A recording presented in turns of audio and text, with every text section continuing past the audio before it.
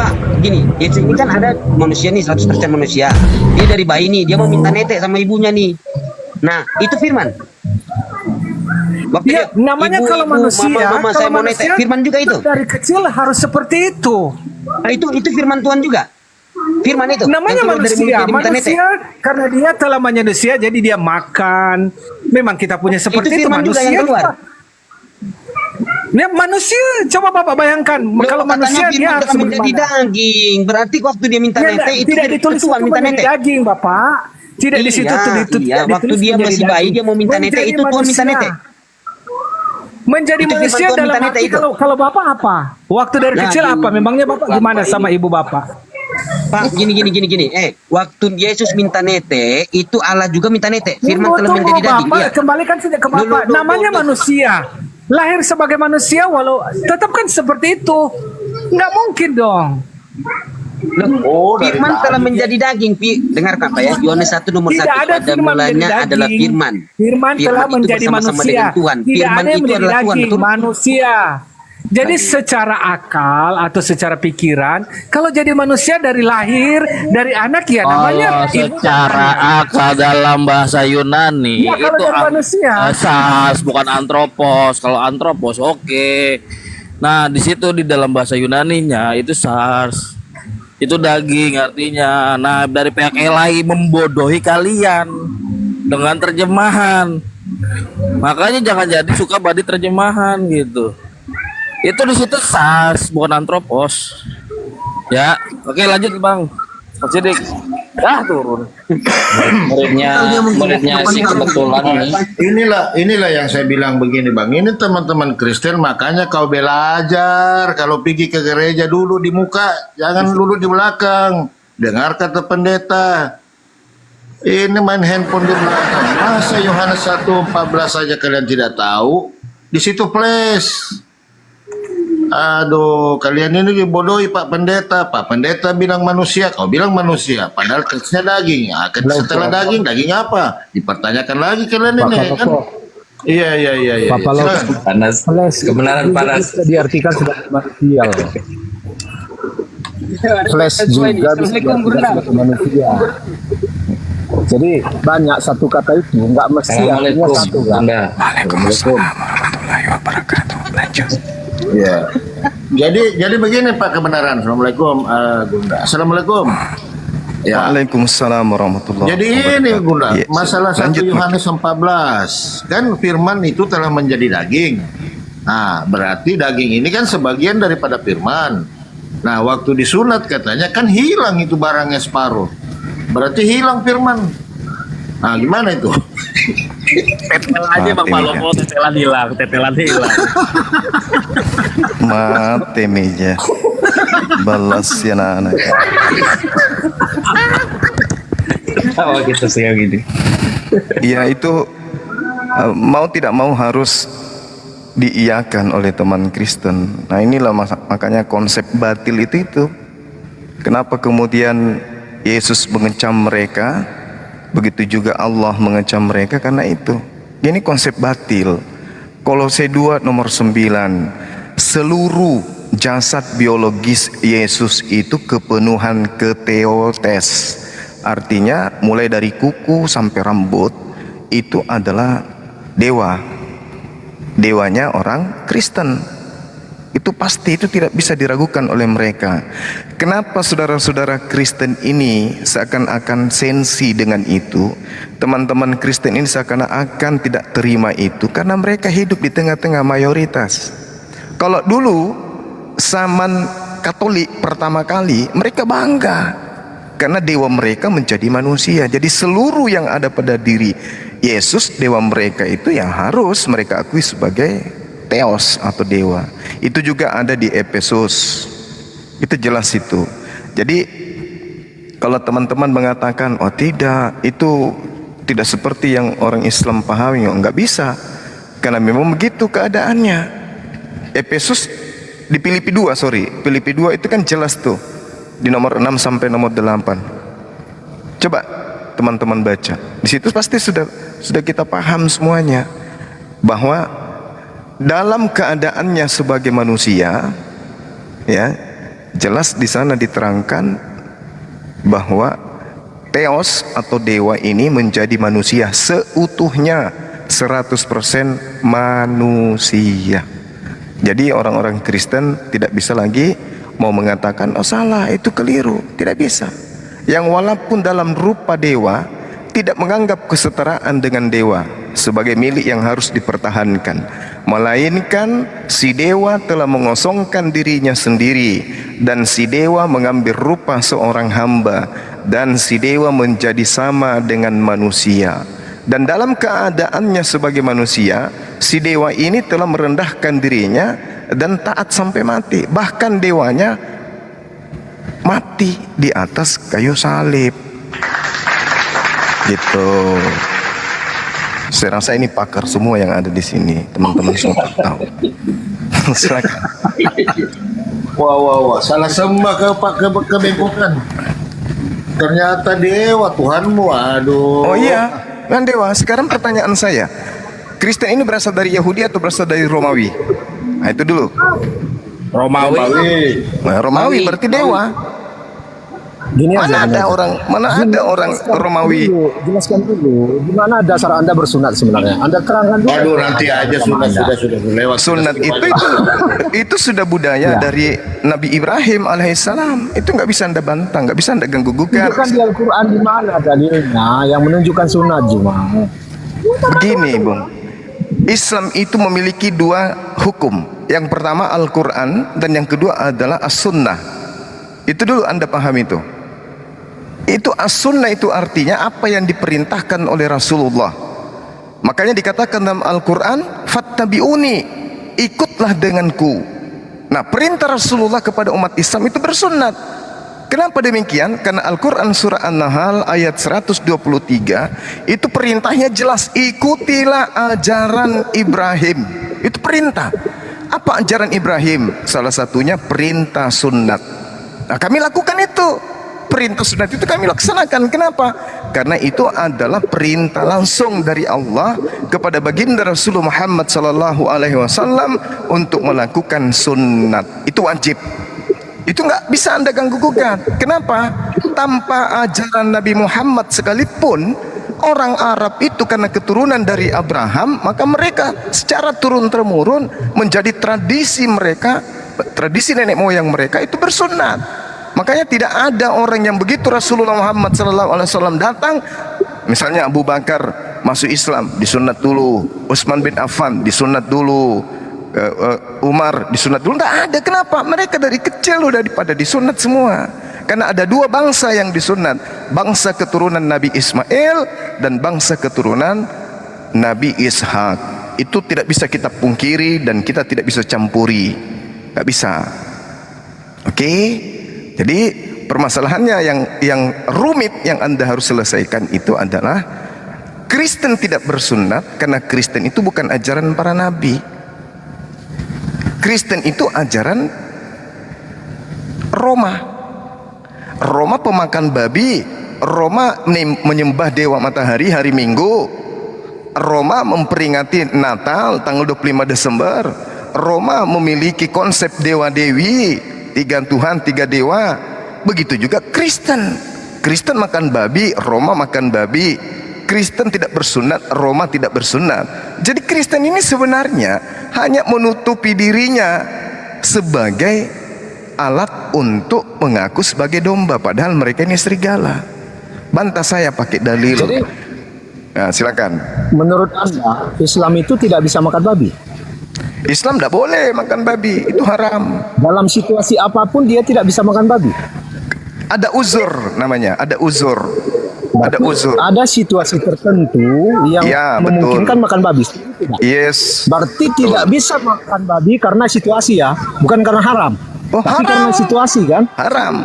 Makan babi itu Jadi kok haram. dalam situasi tertentu Anda bisa Pada makan gitu loh. saat kemudian orang darurat itu tidak halal, tetap aja haram, tapi dibolehkan. Itu namanya uzur. Jadi kenapa kalau Tuhan itu tidak menyediakan makanan ketika ketika tinggal babi yang ada, tapi kalau di dalam kitab Yahudi itu jelas ya, babi dalam situasi apapun tidak boleh dimakan. Oh, ada itu, ada, Mau tinggal satu-satunya makanan, mau tinggal apapun, ada babi nggak boleh dimakan. penjelasannya itu, ada penjelasannya. Ada nggak Kurios Moto Coba di sini? tunjukkan. Ada nggak Tunjukkan Kurios data Anda. Moto? Bahwa orang-orang Yahudi itu pada saat-saat tertentu mereka dibolehkan kemudian untuk melakukan itu, ada. Seandainya ada orang Yahudi di sini pasti dia bisa jelaskan. Ada. Nah, sekarang permasalahannya, Anda terlalu jauh menggali. Intinya bagi kami orang Islam tidak ada yang makan babi.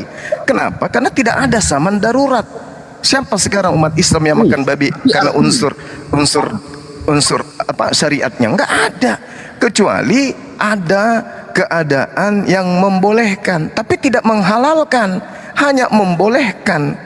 Kenapa dibolehkan? Hanya secukupnya, daripada dia mati tak ada makanan lain, maka dia dibolehkan untuk memakan makanan haram tersebut. Itu pun secukupnya, hanya untuk bertahan sampai adanya makanan yang lain. Kalau masih ada makanan atau masih ada minuman, itu tak boleh, tetap statusnya haram. Tidak pernah jadi halal itu babi, tidak pernah halal. Masa darurat itu hanya unsur dibolehkan. Dan saya lihat Anda itu terlalu tajam. Tunggu. Anda itu terlalu tajam kalau menyerang Islam. Sekarang permasalahannya di Anda, bukan uzur, tapi Anda jadikan babi itu sebagai saudara. Bahkan dalam tubuh Anda itu babi. Anda ngerti enggak? Di dalam tubuh Anda itu babi. Coba aja Anda makan babi, habis itu bernapas. Napas Anda bau napas babi. Anda sadar enggak itu? Nah, sekarang permasalahannya di dalam Yesaya 66 nomor 17, 15 dan seterusnya, Tuhan akan datang menghanguskan dan membakar semua pemakan babi. Nah, gimana itu? Anda apa yang Anda ingin jadikan sebagai acuan? Sementara di dalam kitabnya orang Yahudi, perintah Elohimnya, kehendak Bapa Elohim adalah jangan kau makan babi, kan itu haram bagimu. Terus kenapa Kristen menjadikan babi itu sebagai mempelai wanita? Terlalu jauh kamu membahas Islam. Islam tidak ada makan babi, nggak ada menghalalkan babi, nggak ada. Selamat siang Bang Imam. Boleh saya bertanya Bang? Silakan. Baik. Ada satu pemahaman yang memang tadi Bang Juma narasikan, termasuk dalam Milah Abraham, adalah suatu diksi dan memang kebenaran di zaman Jaliyah itu adalah suatu perintah sunat yang terjadi. Tapi yang saya ingin kemukakan di sini adalah adanya beberapa penyembahan, yaitu pagan di zaman Jaliyah itu adalah Lata dan Uzza. Nah, yang saya pahami dari beberapa diksi di pihak kemusliman, Lata Uzza itu memang merupakan dewa, sama dengan itu katanya Allah. Nah, kami memang di dalam hal ini harus mempertanyakan kepada Bang yang memang menguasai secara literasi, dan ini ada tervalidasi di dalam hal yang memangnya pemahaman di Al-Quran sendiri. Nah, yang saya pengen tanyakan, apakah ada penyesuaian di ayat Al-An'am 91-92 itu yang menyatakan bahwa Tuhan itu hanya untuk negeri Mekah. Nah, apakah ini ada sangkut pautnya dengan Lata dan Uzza atau bagaimana? Karena yang saya pahami baik di Keyahudian dan Kenasranian itu diksi atau proper name Allah itu memang ada ucapan berbeda. Mohon penjelasannya Bang Juma. Iya. Baik. Di dalam Al-Qur'anul Karim dijelaskan, Bismillahirrahmanirrahim, innama umirtu an a'buda rabb hadhil baldatil ladzi harramaha wa lahu kullu syai' wa umirtu an akuna minal muslimin. Aku Nabi Muhammad hanya diperintahkan menyembah Tuhan negeri ini yang Dia telah menjadikan suci padanya dan segala sesuatu adalah miliknya, dan aku diperintahkan agar aku termasuk orang yang muslim.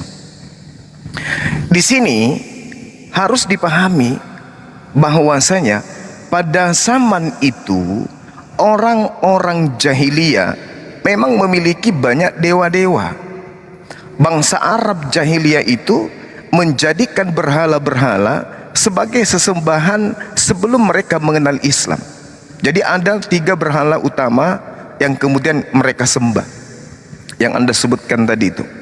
Nah, penyembahan berhala di Arab itu sudah ada sejak dari kaum Ad, kaum siapa lagi satu, kaum Samud, ya, itu adalah kaum dari Nabi Nuh. Samud sendiri adalah kaum dari Nabi Saleh. Ini yang perlu dipahami. Jadi mereka memiliki berhala-berhala, mereka kemudian memahami bahwa Tuhan pencipta mereka itu ada berbagai macam, Lata, Uzza, Manat. Jadi 3 berhala sesembahan bangsa Arab ini yang paling terkenal pada zaman itu. Nah, sehingga Lata, dewa Lata itu dia memiliki kuasa dan wilayah yang tidak dimiliki oleh wilayah dewa Uzza. Dewa Uzza juga memiliki wilayah kekuasaan yang tidak dikuasai oleh Lata. Dewa Lata dan juga berhala Uzza itu memiliki wilayah yang tidak dikuasai oleh berhala yang bernama Manat. Nah, sehingga orang-orang yang menyembah mereka itu memiliki wilayah masing-masing. Jadi kuasa berhala Lata itu hanya sekitar daerah yang merupakan ditinggali oleh orang-orang yang menyembahnya. Uzza juga demikian. Maka kemudian Rasulullah Muhammad SAW datang. Lata, Uzza, Manat itu bukan Tuhan. Yang Tuhan itu adalah yang menguasai negeri ini. Itu maksudnya, innama umirtu an a'budu rabb hazihil baldatil lati harramaha walahu kullu syai'. Jadi Tuhan yang dimaksud di sini adalah Rabbus samawati wal ard, yaitu Allah Subhanahu wa taala. Maka mereka meninggalkan berhala-berhala mereka, menyembah kepada Tuhan yang negeri yang mereka tinggali, yaitu satu, Allah Subhanahu wa taala. Nah, sekarang permasalahannya, orang-orang di luar Islam ketika memahami data ini, ayat ini, mereka kemudian menganggap bahwa negeri yang dimaksud di situ, sembahan negeri yang dimaksud itu adalah dewa. Bukan. Allah Subhanahu wa taala itu adalah Tuhan negeri Makassar. Allah Subhanahu wa taala itu adalah Tuhan negeri Malaysia. Allah Subhanahu wa taala itu adalah Tuhan alam semesta.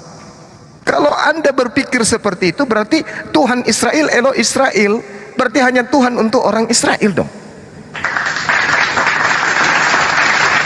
Coba Anda lihat di dalam Al-Quran, di Ali Imran ayat 96, Al-Quran surah Quraisy juga kemudian ayat 3 dan 4. Maka hendaklah mereka menyembah Tuhan pemilik rumah ini. Pemilik rumah ini maksudnya Ka'bah, yang telah memberi makanan kepada mereka untuk menghilangkan lapar dan mengamankan mereka dari rasa ketakutan. Di dalam Al-Quran surah Ali Imran ayat 96, sesungguhnya rumah ibadah pertama yang dibangun untuk manusia adalah Baitullah yang ada di Baqa atau Mekah, yang diberkahi dan menjadi petunjuk bagi seluruh alam. Jadi Tuhan negeri ini maksudnya pencipta langit dan bumi, bukan berhala-berhala kalian, kata Rasulullah, kata Allah. Makanya dikatakan alhamdulillahi rabbil alamin, segala puji bagi Allah Tuhan semesta alam. Sejak Islam kemudian diajarkan tauhid, akidah satu Tuhan, 13 tahun Rasulullah menanamkan pondasi itu kepada mereka penyembah-penyembah tadi. Akhirnya mereka meninggalkan semua dewa-dewa dan hanya menyembah kepada pencipta langit dan bumi, yaitu Rabbus samawati wal ard. Seperti itu, Bang.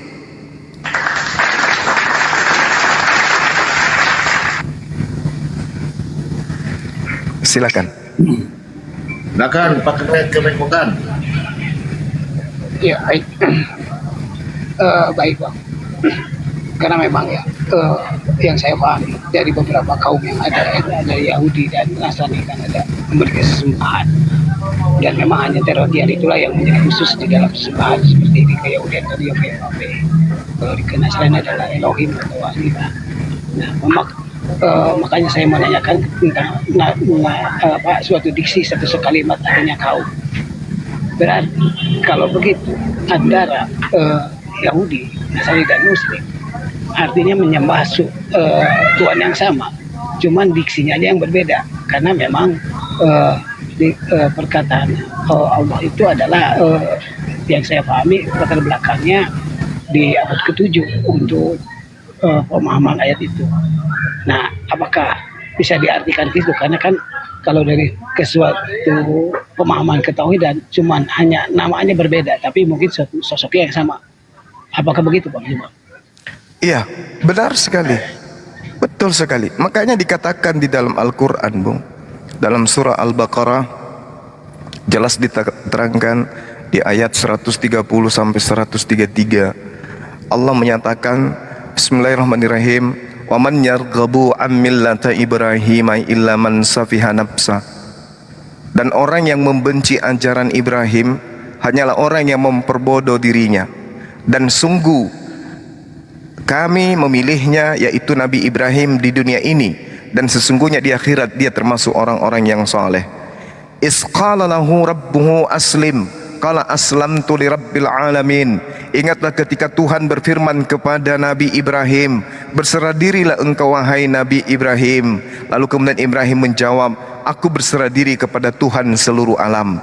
Jadi Tuhan seluruh alam artinya Tuhan negeri Mekah, Tuhan negeri Indonesia, Tuhan negeri Malaysia, Tuhan negeri Eropa. Itu yang dimaksud. Makanya Al-Quran mengatakan, aslamtu li rabbil alamin. Aku beriman, aku berserah diri kepada Tuhan seluruh alam. Wa wassa biha Ibrahimu banihi wa Yaqub, ya baniya innallaha astafa lakumuddin fala tamutunna illa wa antum muslimun.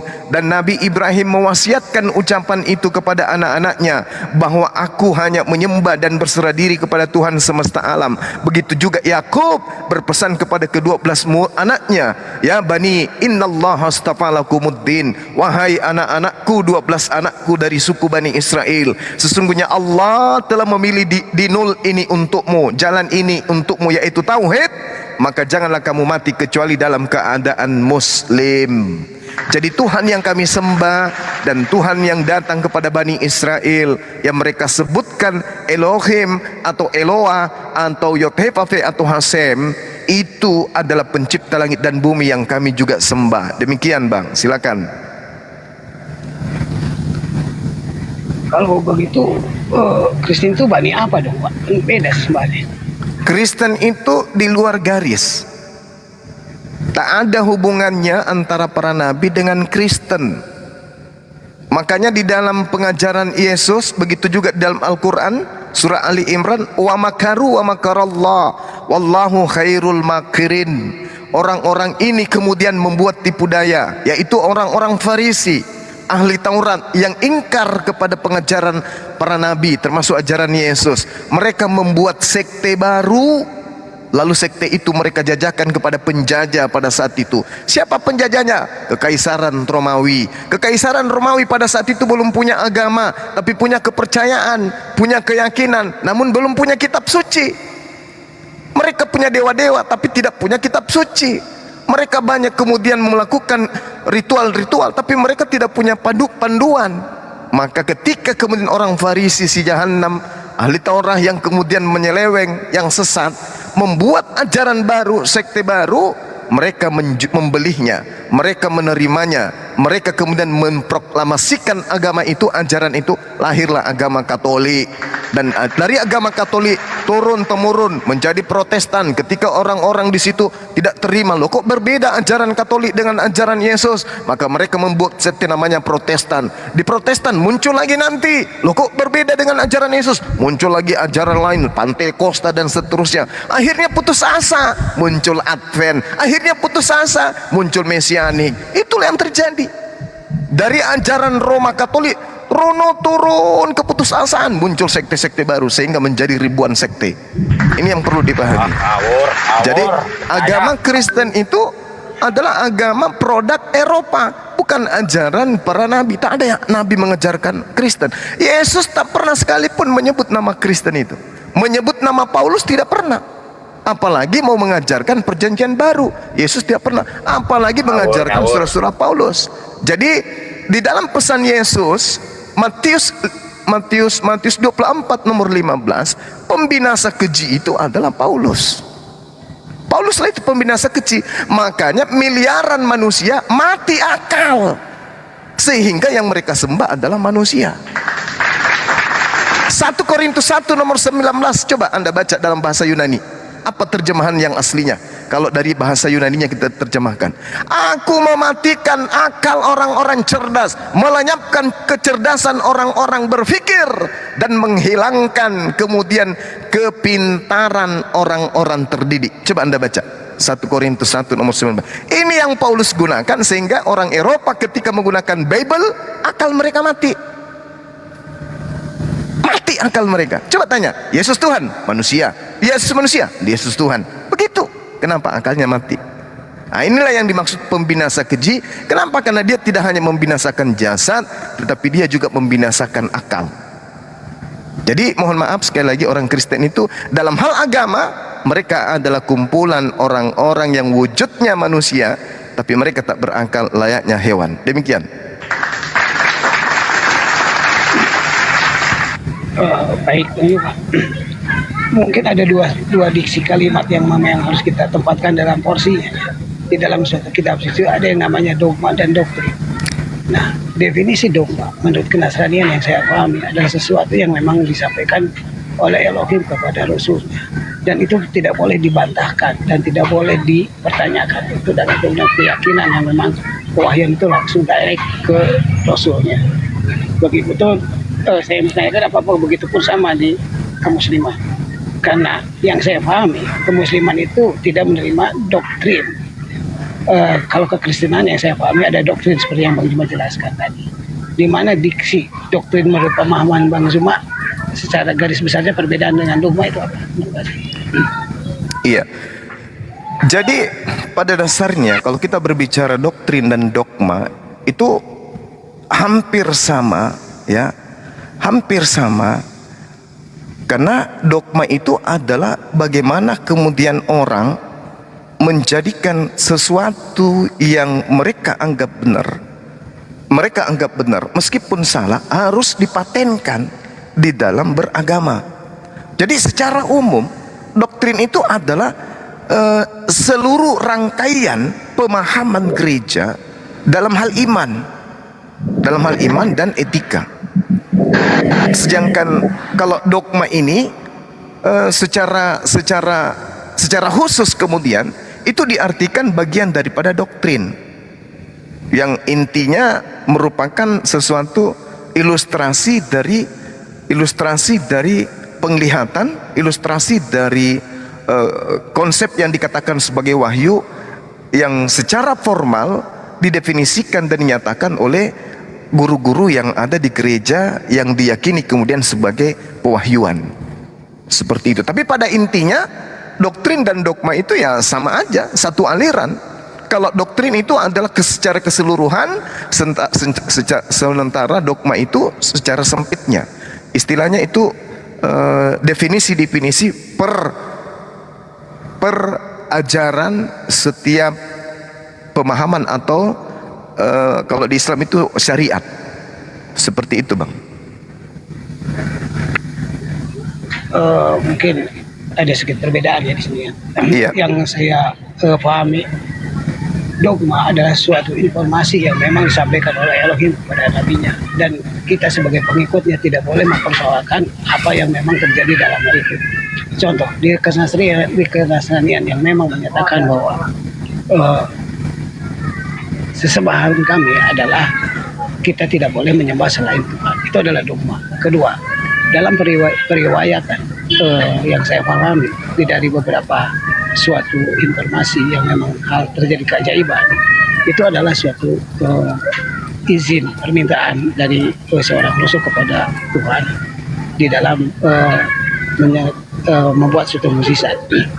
Nah, kalau doktrin yang saya pahami adalah suatu informasi yang disisipkan oleh santo-santo atau bapak-bapak gereja di dalam pemahaman di Bible-nya, sehingga tidak bisa disangkal karena hanya iman yang bermain di sini.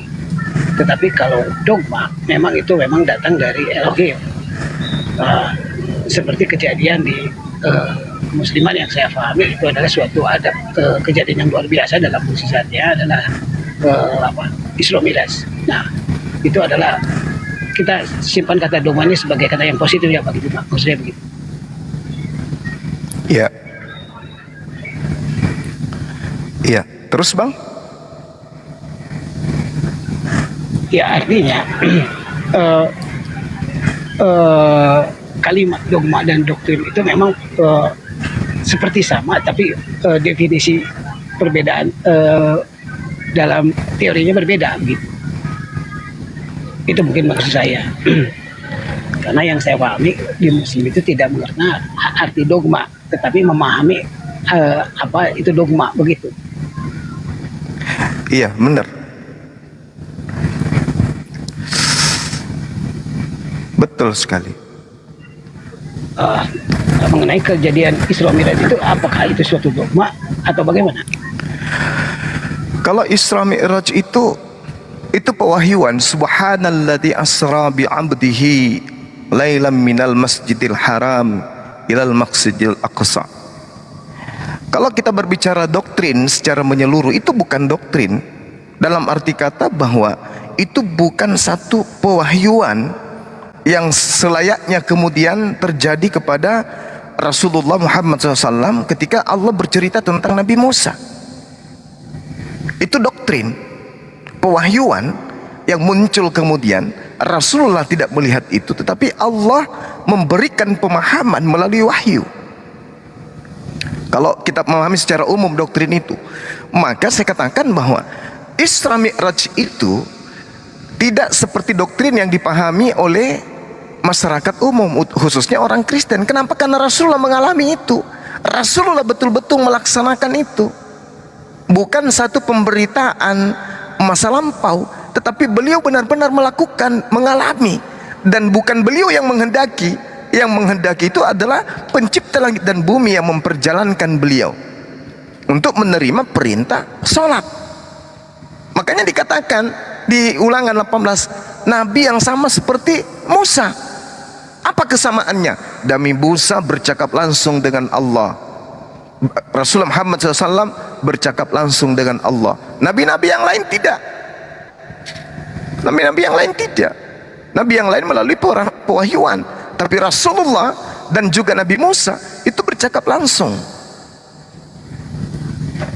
Jadi mereka ini adalah nabi yang sama terkait dengan pewahyuan.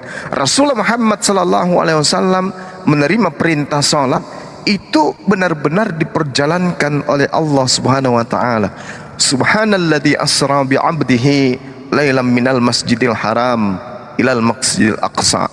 Justru ini adalah satu mukjizat yang menyebabkan orang-orang yang menentang dakwah Rasulullah, begitu dia terangkan tentang apa yang ada di Palestina, apa yang ada di Masjidil Aqsa, dalam waktu sekejap beliau bisa menguraikan itu, sementara beliau tidak pernah ke sana. Orang-orang terheran-heran. Wah, benar ini. Tidak mungkin beliau bisa menjelaskan ini kalau beliau tidak sampai ke sana. Sampai dia mengatakan, tengok beberapa saat lagi akan ada kabilah yang muncul, yang berangkat. Karena tadi di tengah perjalanan saya melihat mereka, benar-benar datang kabilah yang dalam perjalanan mereka hijrah kemudian menjelaskan bahwa kami memang dalam perjalanan. Dari mana Rasulullah SAW itu bisa tahu kalau itu tidak terjadi? Nah, sama seperti Nabi Isa alaihissalam terangkat ke langit, itu tak ada masalah. Kenapa? Karena yang melakukan itu adalah Sang Khalik. Umat Islam percaya Nabi Isa terangkat, Nabi Muhammad SAW terangkat. Kita percaya. Dan itu bukan doktrin dalam arti kata, itu keadaan yang terjadi dan pelakunya hidup sesama dengan para sahabat. Beliau langsung yang menjelaskan, dan mukjizat yang beliau terima berupa perintah sholat masih kami praktekkan hari ini.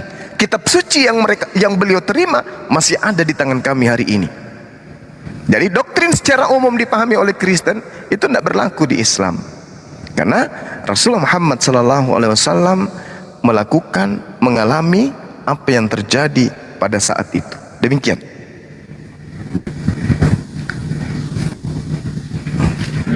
Baik, sedikit lagi Bang Juba, saya penasaran dengan artinya tadi yang Bang Juba narasikan, bahwa terjadi perjalanan antara dari Masjid Masjidil Haram ke Masjidil Aqsa. Sepemahaman saya, diksi masjid itu pada zaman itu tidak ada. Yang saya tahu, Ka'bah atau Mekah itu adalah suatu lapangan yang memang ada tempatnya. Begitupun dengan di Al-Quds atau Aqsa yang Anda sebut tadi. Yang sebenarnya saya mau tanyakan, arti masjid di sini apa? Apakah bentuk bangunan atau bagaimana? Tempat masjid itu artinya tempat sujud. Tempat sujud, Bang.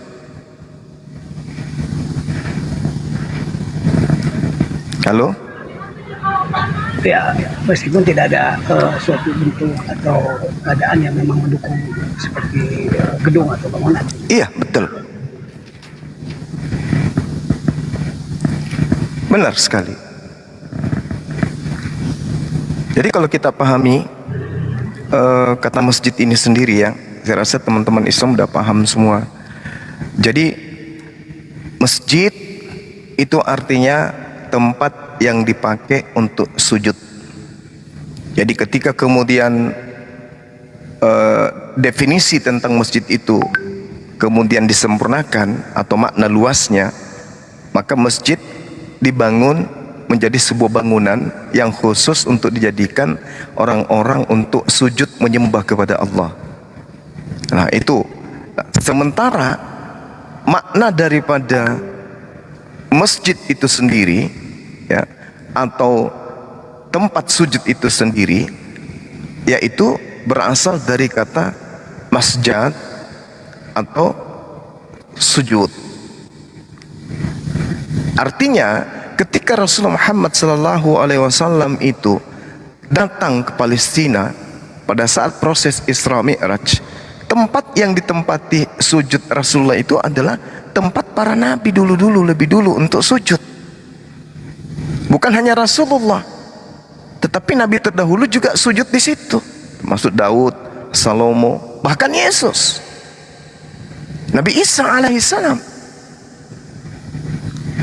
Sehingga kalau dikatakan masjid atau tempat sujud, maka bumi ini pun dijadikan sebagai tempat sujud.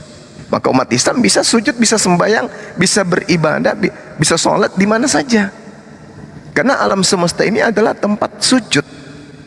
Maka masjid itu artinya tempat sujud. Gitu, Bang. Mungkin ada penjelasan dari teman-teman yang lain, silakan. Izin Bang Suma, saya ada ingin bertanya sedikit dan ini sangat menggelitik Bang ya. Iya. Tentang beberapa, kita kan sudah berapa lama ya di dunia seperti ini Bang ya, memahamkan teman-teman Kristen kita. Nah yang saya ingin bertanya, faktor apa sih Bang yang membuat mereka bertahan mengimani ajaran-ajaran yang mengadopsi konsep-konsep ketuhanan yang berbau-bau paganisme daripada ajaran-ajaran para nabi. Padahal literasi kan banyak itu Bang. Bagaimana lahirnya kekristenan itu, dari mana lahirnya kekristenan itu. Nah ini yang saya agak membingungkan ini Bang. Apakah mereka tidak membaca atau bagaimana itu Bang kira-kira? Silakan. Iya, baik. Jadi kalau di Islam Allah Subhanahu wa taala kemudian menerangkan bahwa mereka ini adalah orang-orang yang diberi azab oleh Allah.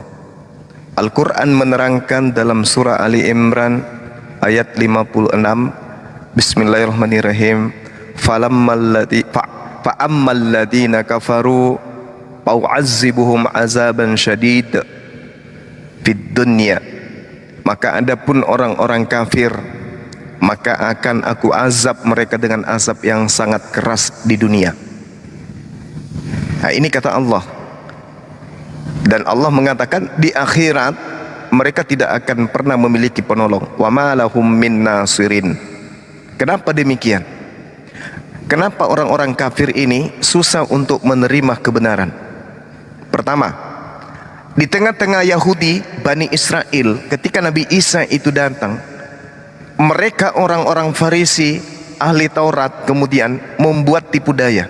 Wa makaru, wa makarallah, wallahu khairul makirin. Mereka orang-orang kafir membuat tipu daya, maka Allah pun membalas tipu daya mereka, dan Allah sebaik-baiknya pembalas tipu daya.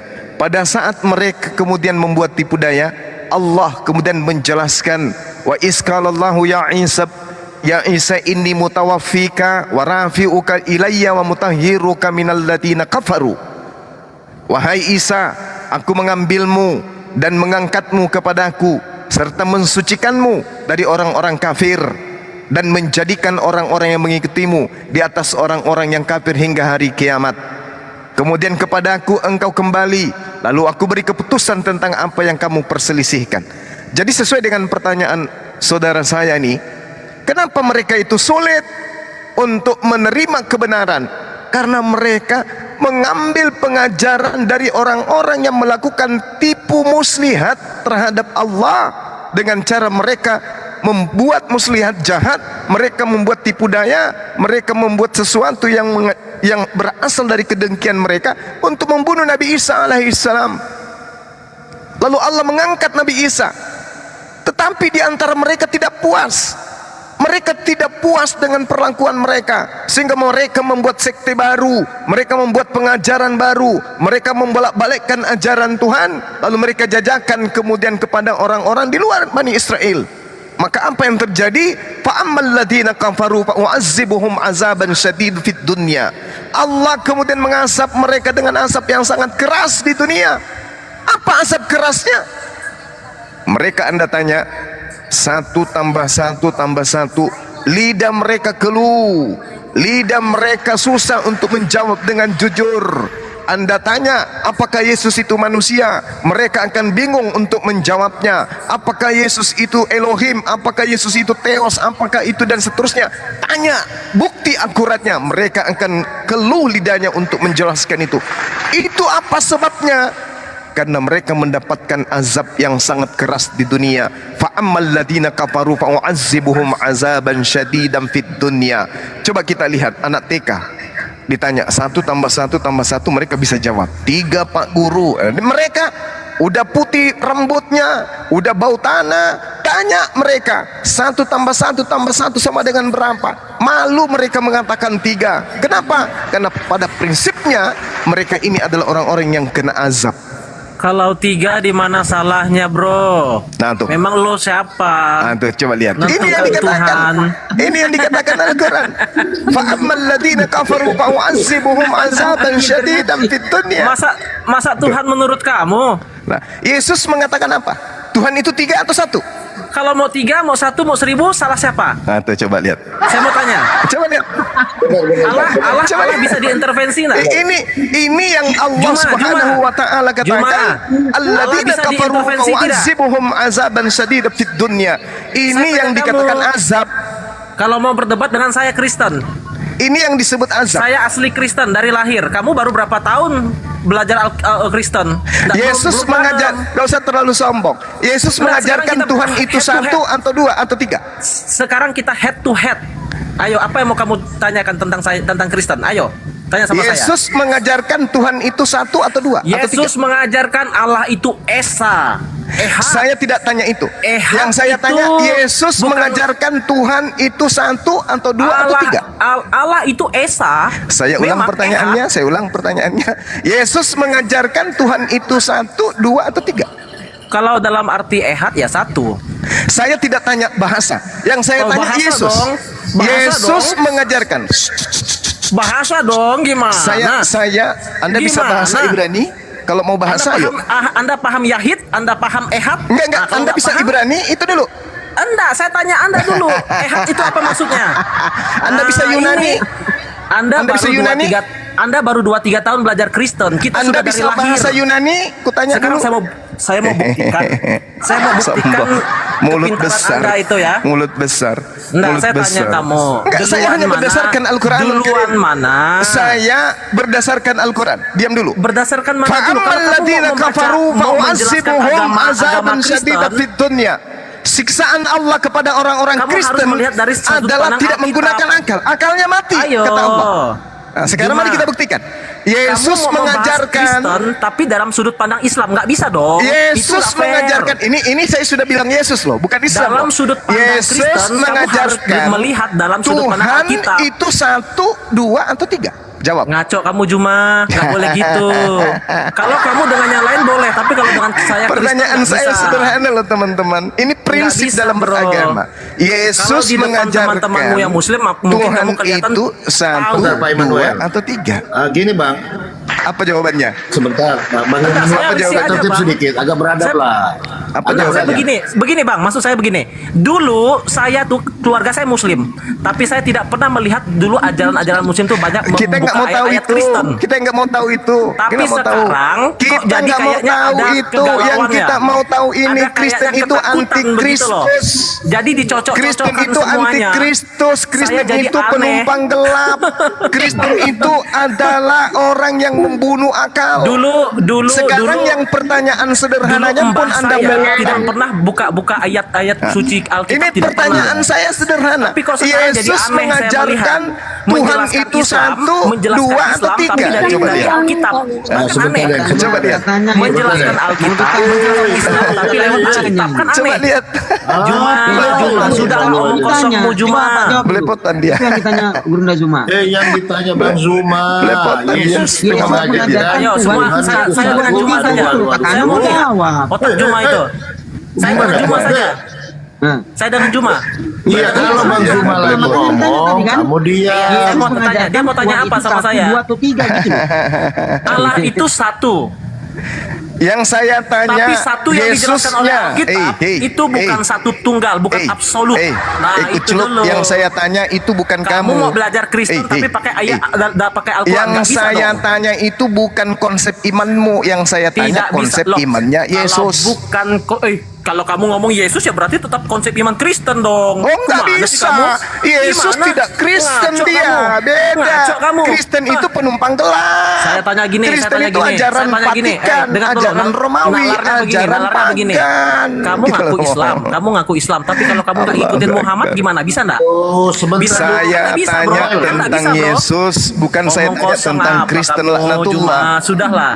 Kamu baru saya 2-3 tidak tahun. tanya tentang Kristen laknatullah, yang saya tanya tentang Yesus. Yesus itu mengajarkan Yesus kepada itu muridnya Bani Yesus Israel, bukan kepada penumpang gelap Kristen laknatullah.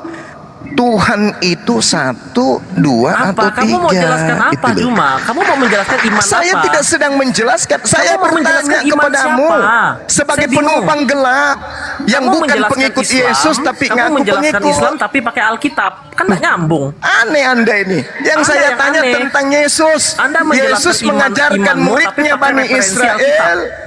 Satu, Ayo. Tuhan itu satu, dua atau tiga. Kamu sudah salah menjelaskan Islam pakai referensi Alkitab. Aneh Itu sudah orang salah ini. besar. Aneh. Kamu yang aneh. Saya tanya, saya Yesus dari dulu tidak pernah mengajarkan melihat kepada muridnya yang asli Bani Israel. membuka ayat-ayat Alkitab nggak pernah. Kok sekarang kamu yang sering-sering buka dengan gerombolanmu itu? Lucu. Lucu Nggak apa? nyambung. Udah turunin aja Kamu kalau ini orang sakit. Dia kalau nggak mau diam, nyambung. Manuel, Turunin kalau aja nggak kalau mau nggak diam, mau. Kalau dia mau diam, Turunin. Iya, saya cuma. Turunin. Anda ke gereja cari pendeta, curunin celananya, colok pantatnya dicolok, habis itu jilat tanganmu, ya. Saya tanya, Yesus mengajarkan kepada Bani Israel, bukan kepada Kristen laknatullah. Kepada Bani Israel yang kutanyakan. Pahami ya? Yesus itu ketika menjadi guru, menjadi dosen, menjadi profesor Alkitab Torah kepada Bani Israel, mengajarkan konsep Tuhan itu satu, dua atau tiga. Jawabannya kemana-mana, kemana-mana jawabannya. Inilah dasar pengikut Dajjal itu gitu. Bang kelakuan makin kayak gitu, Bang. Saya ditanya oleh guru saya, kenapa mereka susah untuk menerima kebenaran? Jawabannya karena Allah mengazab mereka. Muncul si laknat. Ditanya tentang Tuhan itu satu menurut Yesus, dua atau tiga, kemana-mana perginya. Berarti Al-Quran ini tidak salah. Kalian itu semua adalah orang-orang yang kena azab. Kena azab. Kenapa kena azab? Karena kalian itu pengikut si pembinasa keji Paulus laknatullah. Itu maksudnya. Al-Quran sudah mengatakan itu kok. Fa'ammal ladina kafaru fa'u'azzibuhum azaban syadidan fid dunya. Lalu Anda mengatakan, jangan kau membahas Kristen melalui pandangan Al-Quran. Oh, tidak bisa. Al-Quran saya mengulas tuntas tentang orang-orang kafir. Al-Quran saya mengulas tuntas tentang surah kabar robek yang kau imani sebagai firman Tuhan. Itu kitab suci saya menjelaskan itu. Jadi membahas tentang Kristen, membahas tentang Bible, membahas tentang Paulus sama dengan mengurai isi kandungan Al-Quran. Nah, masih mau datang besok. Ayo. Nah ini Ayo, yang baru aja dibahas tadi Bang Sumaya tentang ajaran paganisme, udah muncul dia, bener. Ya. Iya, bener, makanya. bener. Tapi kalau menurut saya, Bang Juma, kalau dari saya, dari Kenasranian, Islam masih adalah mengajarkan suatu bentuk ketauhidan, yaitu Nah, betul. menyembah Tuhan yang yaitu Elohim atau Al-Ilah. Betul itu. Jadi tentang tentang saudara Esa ini, Al-Quran sudah menjelaskan, falamma ahassa Isa minhumul kufra qala man ansari ilallah qala al-hawariyuna nahnu ansarullah amanna billah washhad bi anna muslimun. Maka ketika Nabi Isa merasakan pengingkaran Bani Israel, pengingkaran Paulus dan krunya, kemudian Nabi Isa bertanya kepada yang lain, siapakah yang akan menjadi penolongku untuk menegakkan agama Allah? Para murid-murid kemudian menjawab dengan setia, nahnu ansarullah. Itu jawaban murid-muridnya. Amanna billah, kami beriman kepada Allah. Washhada bi anna muslimun. Kata mereka para hawariyun, para murid termasuk saudara Esau ini, saksikanlah wahai Nabi Isa bahwa kami adalah orang-orang muslim. Kami adalah orang-orang muslim. Kami orang yang berserah diri kepada perintah Allah. Fattaqullaha wa atiun. Pada saat engkau mengatakan bertakwalah kepada Allah, kami bertakwa kepada Allah. Wa atiun, kami taat kepadamu. Itu kata hawariyun. Itu kata orang-orang Nasrani yang benar. Nah, sedangkan Kristen ini adalah penumpang gelap dari barat yang dihasilkan dari orang-orang Farisi yang membengkokkan hukum Tuhan yang datang kepada para nabi. Matius 24 nomor 15, waspadalah kepada pembunuh keji, pembinasa keji yang diterehkan oleh Nabi Daniel. Apa tanda-tandanya si pembinasa keji itu? Baca dalil selanjutnya. Apabila ada orang berkata bertemu dengan Yesus di padang gurun, bertemu Yesus di dalam penjara, dalam bilik khusus, jangan kau percaya, sebab dia adalah si pembinasa keji yang menorehkan kemudian ajaran Trinitas, Tritunggal, Triwekwek, Trisno, Trisula dan seterusnya. Itu yang perlu dipahami. Demikian. Nah, oke Bang Juma, boleh saya sanggah sedikit? Aduh. Sedikit aja kan. Silakan. Ya, sedikit aja, nggak banyak-banyak. Iya Bang, silakan. Gini, tadi Bang Juma kan bilang kalau Yesus itu adalah Muslim. Saya mau bertanya nih. Yes. Ini saya buka ayat Matius 28 ayat 18. Yesus mendekati mereka dan berkata, kepadaku telah diberikan. Ini Yesus ya, ini perkataan Yesus langsung ya. Ya. Yesus mendekati mereka dan berkata, kepadaku telah diberikan segala kuasa di surga dan di bumi. Karena itu pergilah, jadikanlah semua bangsa muridku dan baptislah mereka dalam nama Bapa dan Anak dan Roh Kudus. Jadi kalau Yesus Islam, apakah kalian menuruti ini? Apa kalian dibaptis atas nama Bapa, Putra dan Roh Kudus? Nah, ini pertanyaan keliru. Yesus sabar. Yesus datang ke tengah Bani Israel, memiliki hukum. Hukum yang dibawa adalah hukum Taurat. Kami bukan Bani Israel. Yang dimaksud Yesus itu Muslim adalah beliau berserah diri kepada perintah-perintah Elohim yang datang kepada dirinya. Tidak seperti Paulus membantah semua perintah Elohim, mematikan semua perintah Elohim, lalu membuat perintah-perintah baru yang diajarkan kepada orang Kristen.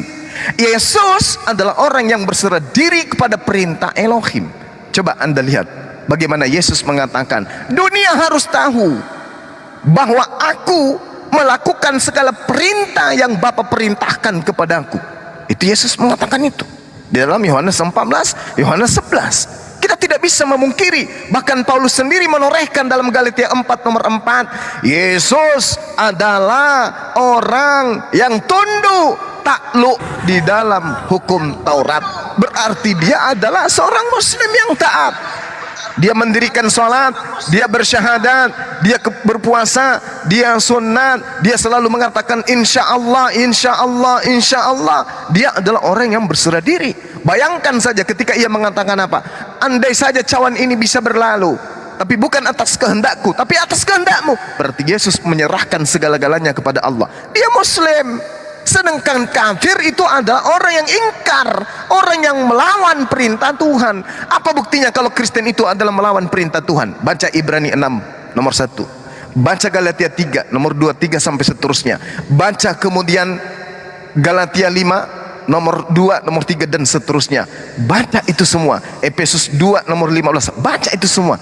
Kristen diajarkan dalam pondasi pembatalan semua hukum-hukum Tuhan. Makanya kami menyebut, Allah menyebut kalian itu adalah kaum kafir, kaum yang ingkar, kaum yang membolak-balikkan firman Tuhan. Sedangkan Yesus adalah seorang muslim. Perintah Tuhan itu yang dilakukan. Apa yang diperintahkan untuk ia lakukan? Yohanes 4 nomor 34, makananku adalah melakukan pekerjaan yang diperintahkan oleh Bapa untuk aku kerjakan. Yohanes 12:49, perkataanku adalah bukan dari diriku sendiri. Apa yang aku katakan adalah apa yang diperintahkan untuk aku katakan dan aku sampaikan. Yesus adalah seorang hamba yang saleh. Yesus adalah hamba yang taat. Dia adalah muslim sejati. Demikian.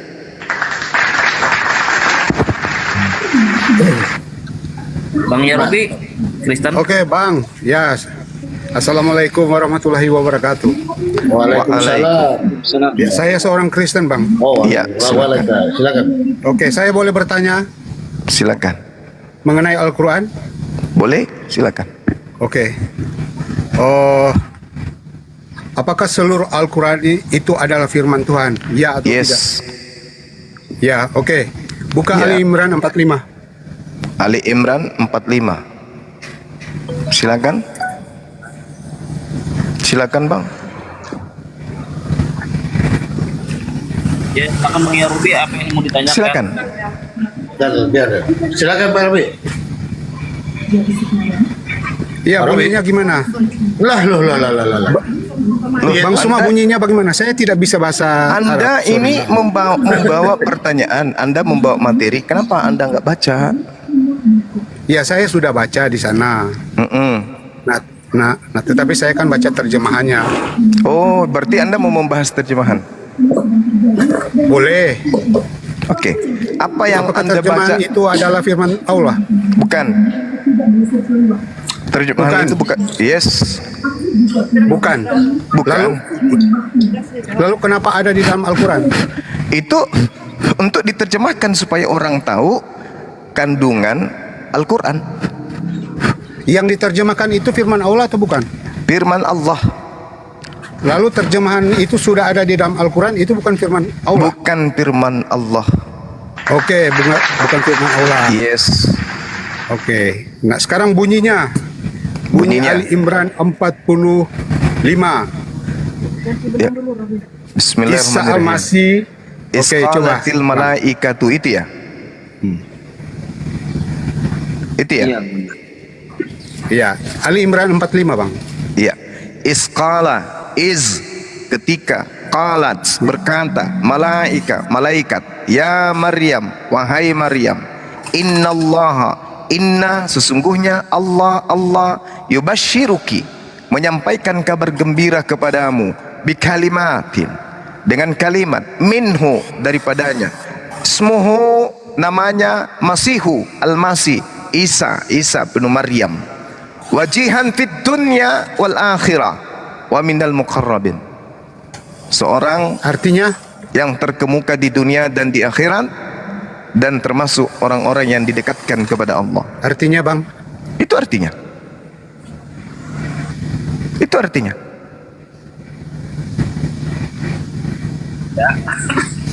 Itu artinya. Iya, Robi. Apa masalahnya, Bang? Halo. Paling kita kata-kata wajiban itu. Maafin dia. Apa masalahnya saudara?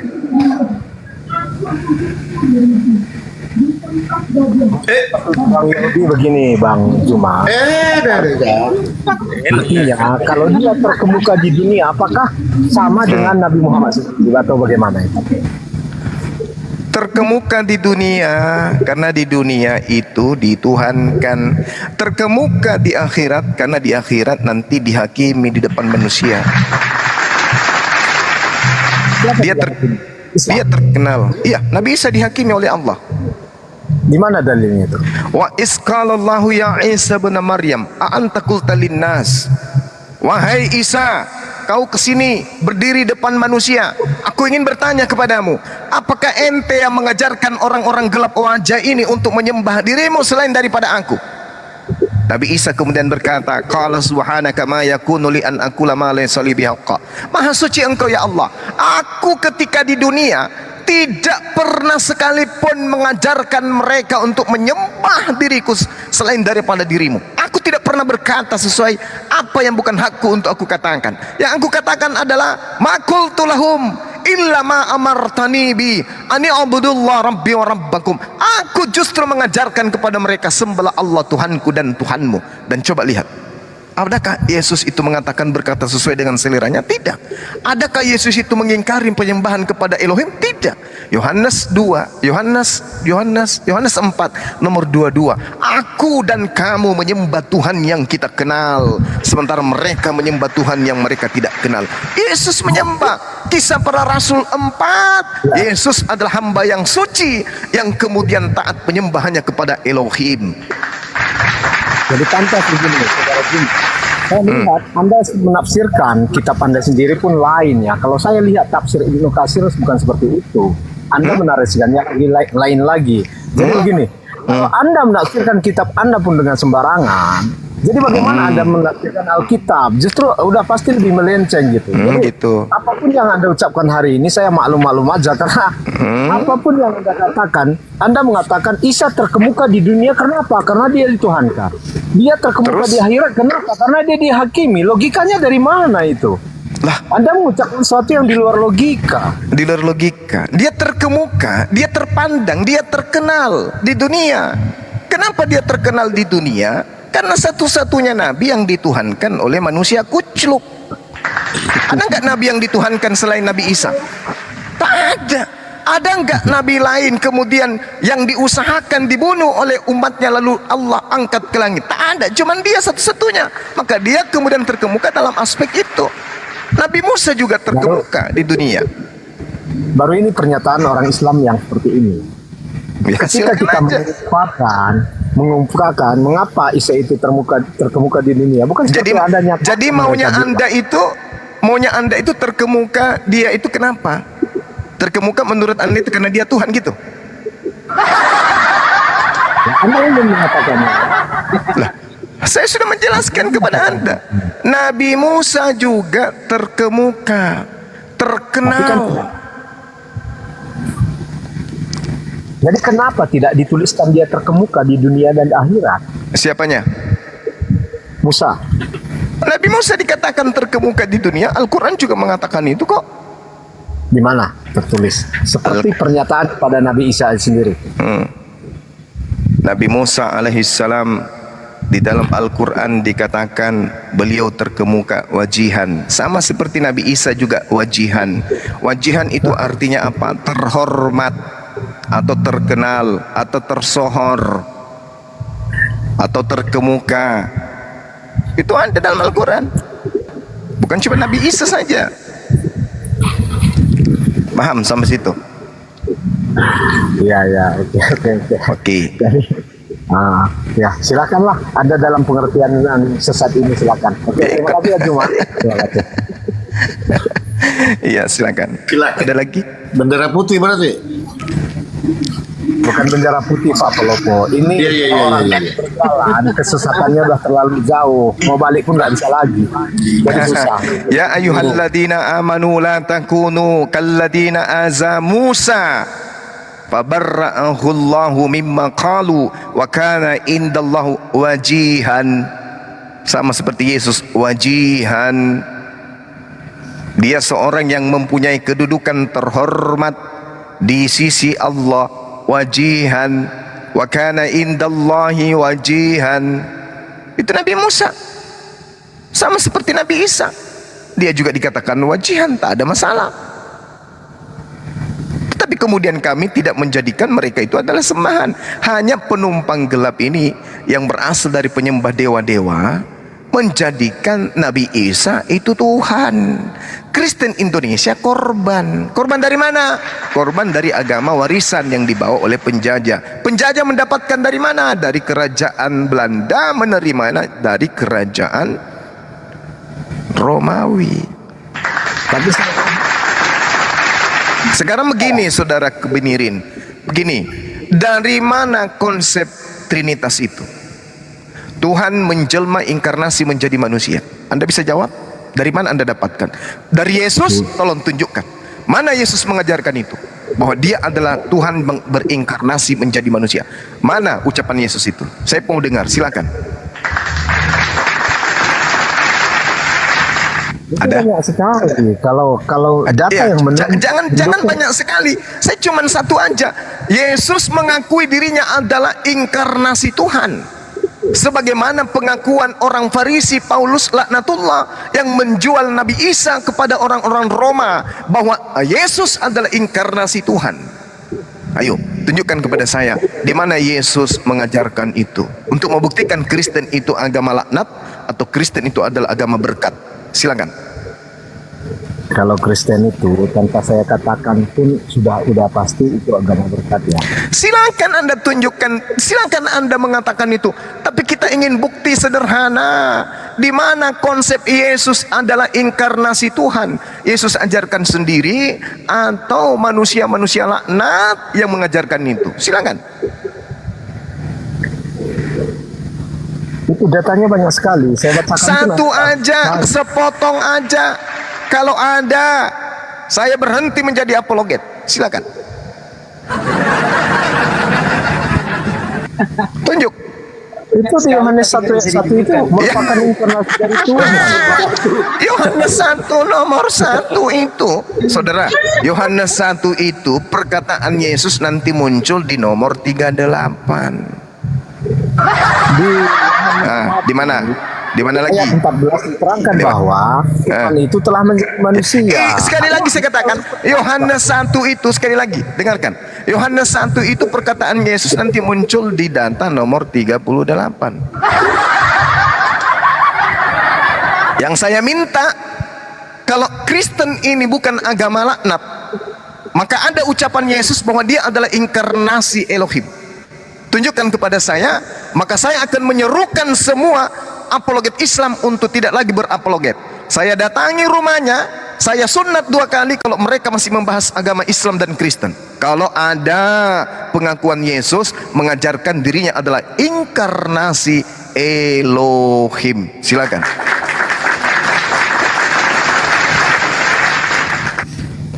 Ayo.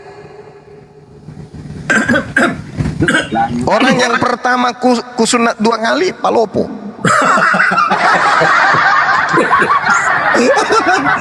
Aku nomor berapa Bang Suma? Baru Santo yang kedua pakai kapak.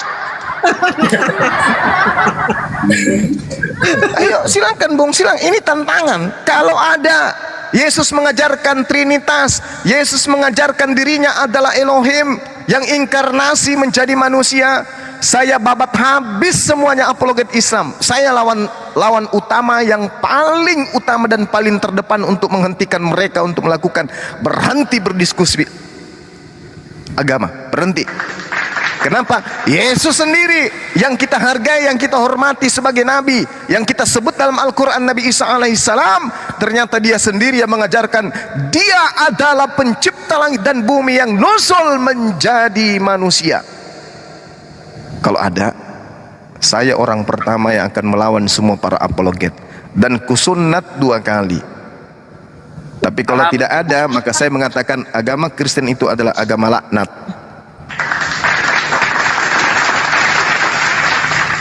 Atau ya nggak usah satu ayat, satu iota aja, Pak, kebenaran satu iota aja.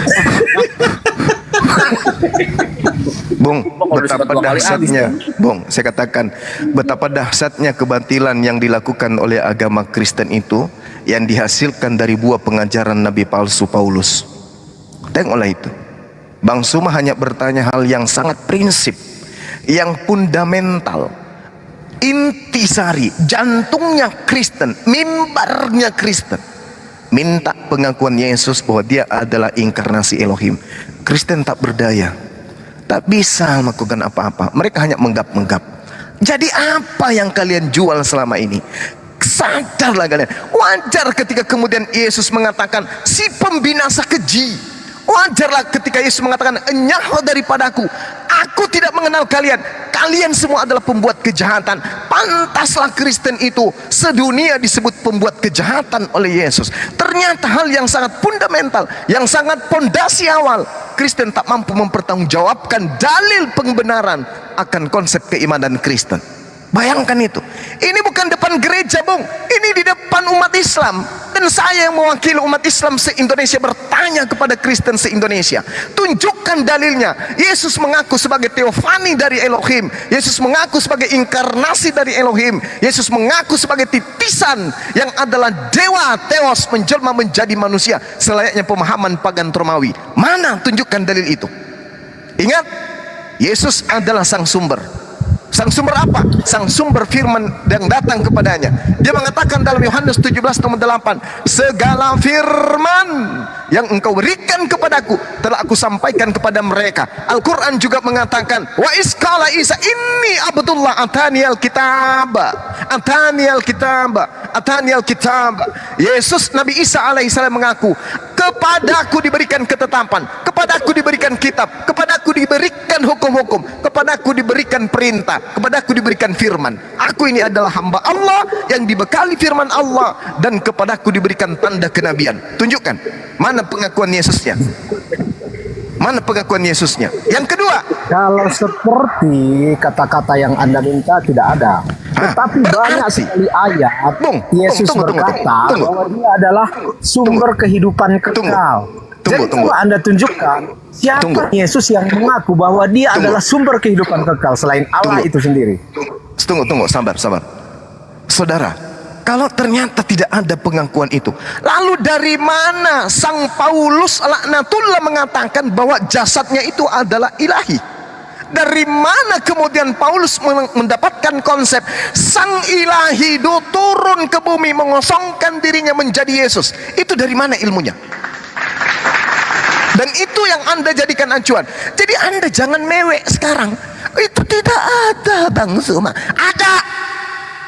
Tapi yang mengatakan itu adalah Paulus, bukan Yesus.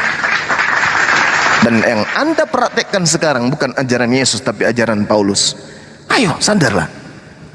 Nah, yang kedua, ketika saudara mengatakan ada, Bang, tetapi siapa yang Yesus yang mengatakan dia adalah yang memberikan sumber kehidupan? Bung, kalau Anda berpikir menggunakan akal, ada nggak orang berpikir tidak pakai akal?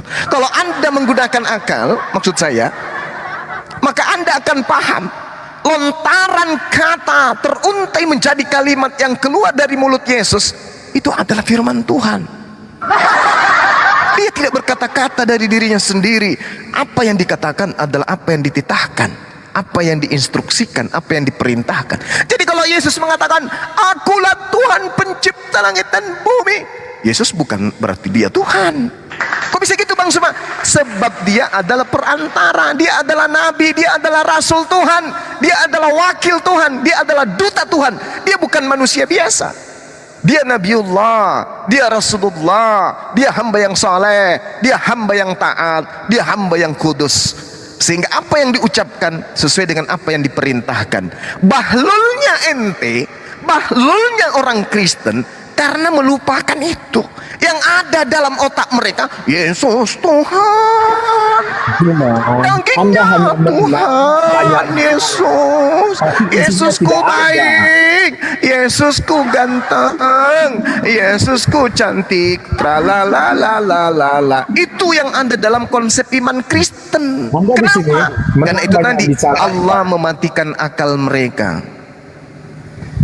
Mereka tidak Sebenarnya Anda menggunakan akal. membantah pernyataan Anda sendiri. dalam Anda meminta masalah data itu. kepada saya. Silakan. Tetapi ketika data itu ada, Anda mengatakan Yesus itu kan membawa firman. Jadi apapun yang diucapkannya itu kan dari firman, dari Tuhan, dari Nah, sekarang Allah. saya minta, Jadi mana apapun yang perkataannya diucapkan kalau Yesus dia itu adalah adalah inkarnasi? arti. Ingat. Mana perkataannya kalau dia itu inkarnasi? Dia itu adalah teofani. Dia itu adalah penjelmaan Elohim. Mana? Setahu saya, yang dapat memberi kehidupan itu hanya Tuhan. Tidak Betul. ada selain Tuhan yang dapat memberikan kehidupan. Betul sekali. Setuju kan? Ya. Jadi Yesus di dalam beberapa ayat mengatakan, akulah hidup. Dan siapa yang percaya kepadaku mempunyai hidup yang kekal. Minta tolong colokannya ini sayang. Iya, HP-nya Abel Obed. Gimana ceritanya? Akulah hidup. Akulah hidup. Akulah benar. Akulah jalan, akulah hidup, akulah kebenaran, akulah hidup. Barang siapa yang mengikuti aku, dia akan sampai kepada siapa? Sampai kepada aku atau sampai kepada Bapak? Tanya kakak casnya ini mana? Yes. Ayo. Sampai kepada siapa? Barang siapa yang percaya kepada aku, dia akan sampai kepada siapa? Lihat sendiri. Banyak Dia sampai di dalam kepada siapa? ayat Alkitab menyatakan Yesus itu menyatakan dia adalah sumber kehidupan. Jadi Anda tadi mengatakan Dia adalah sumber kehidupan. Terus? Jadi Yesus menyatakan dirinya sumber kehidupan. Tidakkah itu Anda berpikir Di mana bahwa Yesus itu mengatakan dia adalah sumber kehidupan itu di mana? saya ambil katanya ya. Gitu dong. Yang itu sayang ya, nih sini. Oke.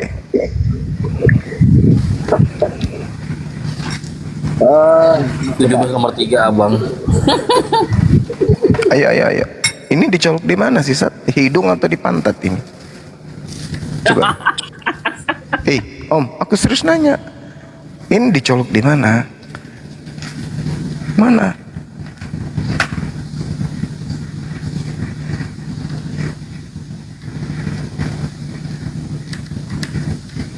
Oke, thank you.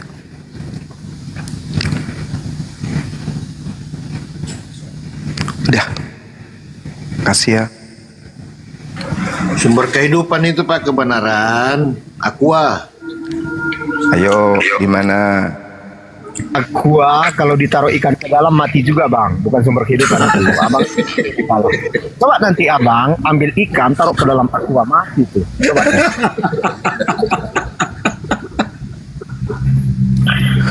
Ini kebenaran atau obat pula ini. Iya.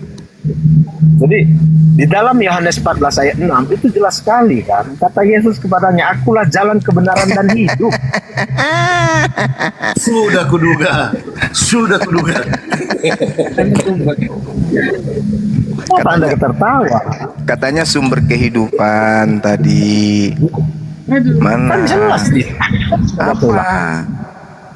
Coba Anda baca ulang. Mana? Akulah. Apa? Akulah jalan. Apa jalan itu? Nabi. Jadi jalan itu Nabi. Jangan Anda potong. Akulah jalan. Akulah kebenaran. Akulah hidup. Tidak ada seorang pun yang datang kepada Oke. Anda baca lagi di Yohanes 10 ayat 10. Orang udah. mencuri dan membunuh dan memusnahkan. Aku datang supaya mereka memperoleh hidup dan hidup di dalam segala kelimpahan. Anda Udah. minta lagi yang lain. Nggak ada dalilnya Di pengakuan dalam Yohanes Yesus. 6 ayat 35 di mana Yesus berkata, akulah roti hidup. Barang siapa kepadaku ia tidak akan lapar lagi, dan barang siapa percaya kepadaku ia tidak akan haus Sekarang lagi. apakah Anda percaya kepada Yesus? Jelas. Oke, Yesus mengatakan aku diutus hanya kepada domba-domba yang sesat dari Bani Israel. Anda percaya? Anda teruskan baca ke bawah, jangan hanya Katanya percaya. Katanya percaya. Itu kan ada kelanjutannya. Aku tidak Anda dapat hanya berbuat apa-apa dari diriku sendiri. Anda percaya? Sebagai manusia Yesus mengatakan itu. Dia tidak mengatakan aku sebagai manusia, sebagai Tuhan atau sebagai apapun. Dia mengatakan aku tidak dapat berbuat apa-apa dari diriku sendiri. Yohanes 5 nomor 30. Anda percaya? Anda tidak memahami Alkitab secara kontekstual. Sudah. Anda hanya membahas. Ada. Udah bendera Anda putih. tadi menyatakan di mana datanya menyatakan bahwa dia sumber kehidupan. Saya tunjukkan. Anda tidak Mana? percaya kan? Mana? Data Mana dia sebagai sumber kehidupan itu mana? Ya, Mana? Anda baca tadi apa? Yang saya bacakan tadi apa? Ini dia mengatakan kalau dirinya itu sebagai utusan, Cak Ayu. Oke, saya bacakan lagi ya. Nah, bacakanlah. Bacakan lagi ya.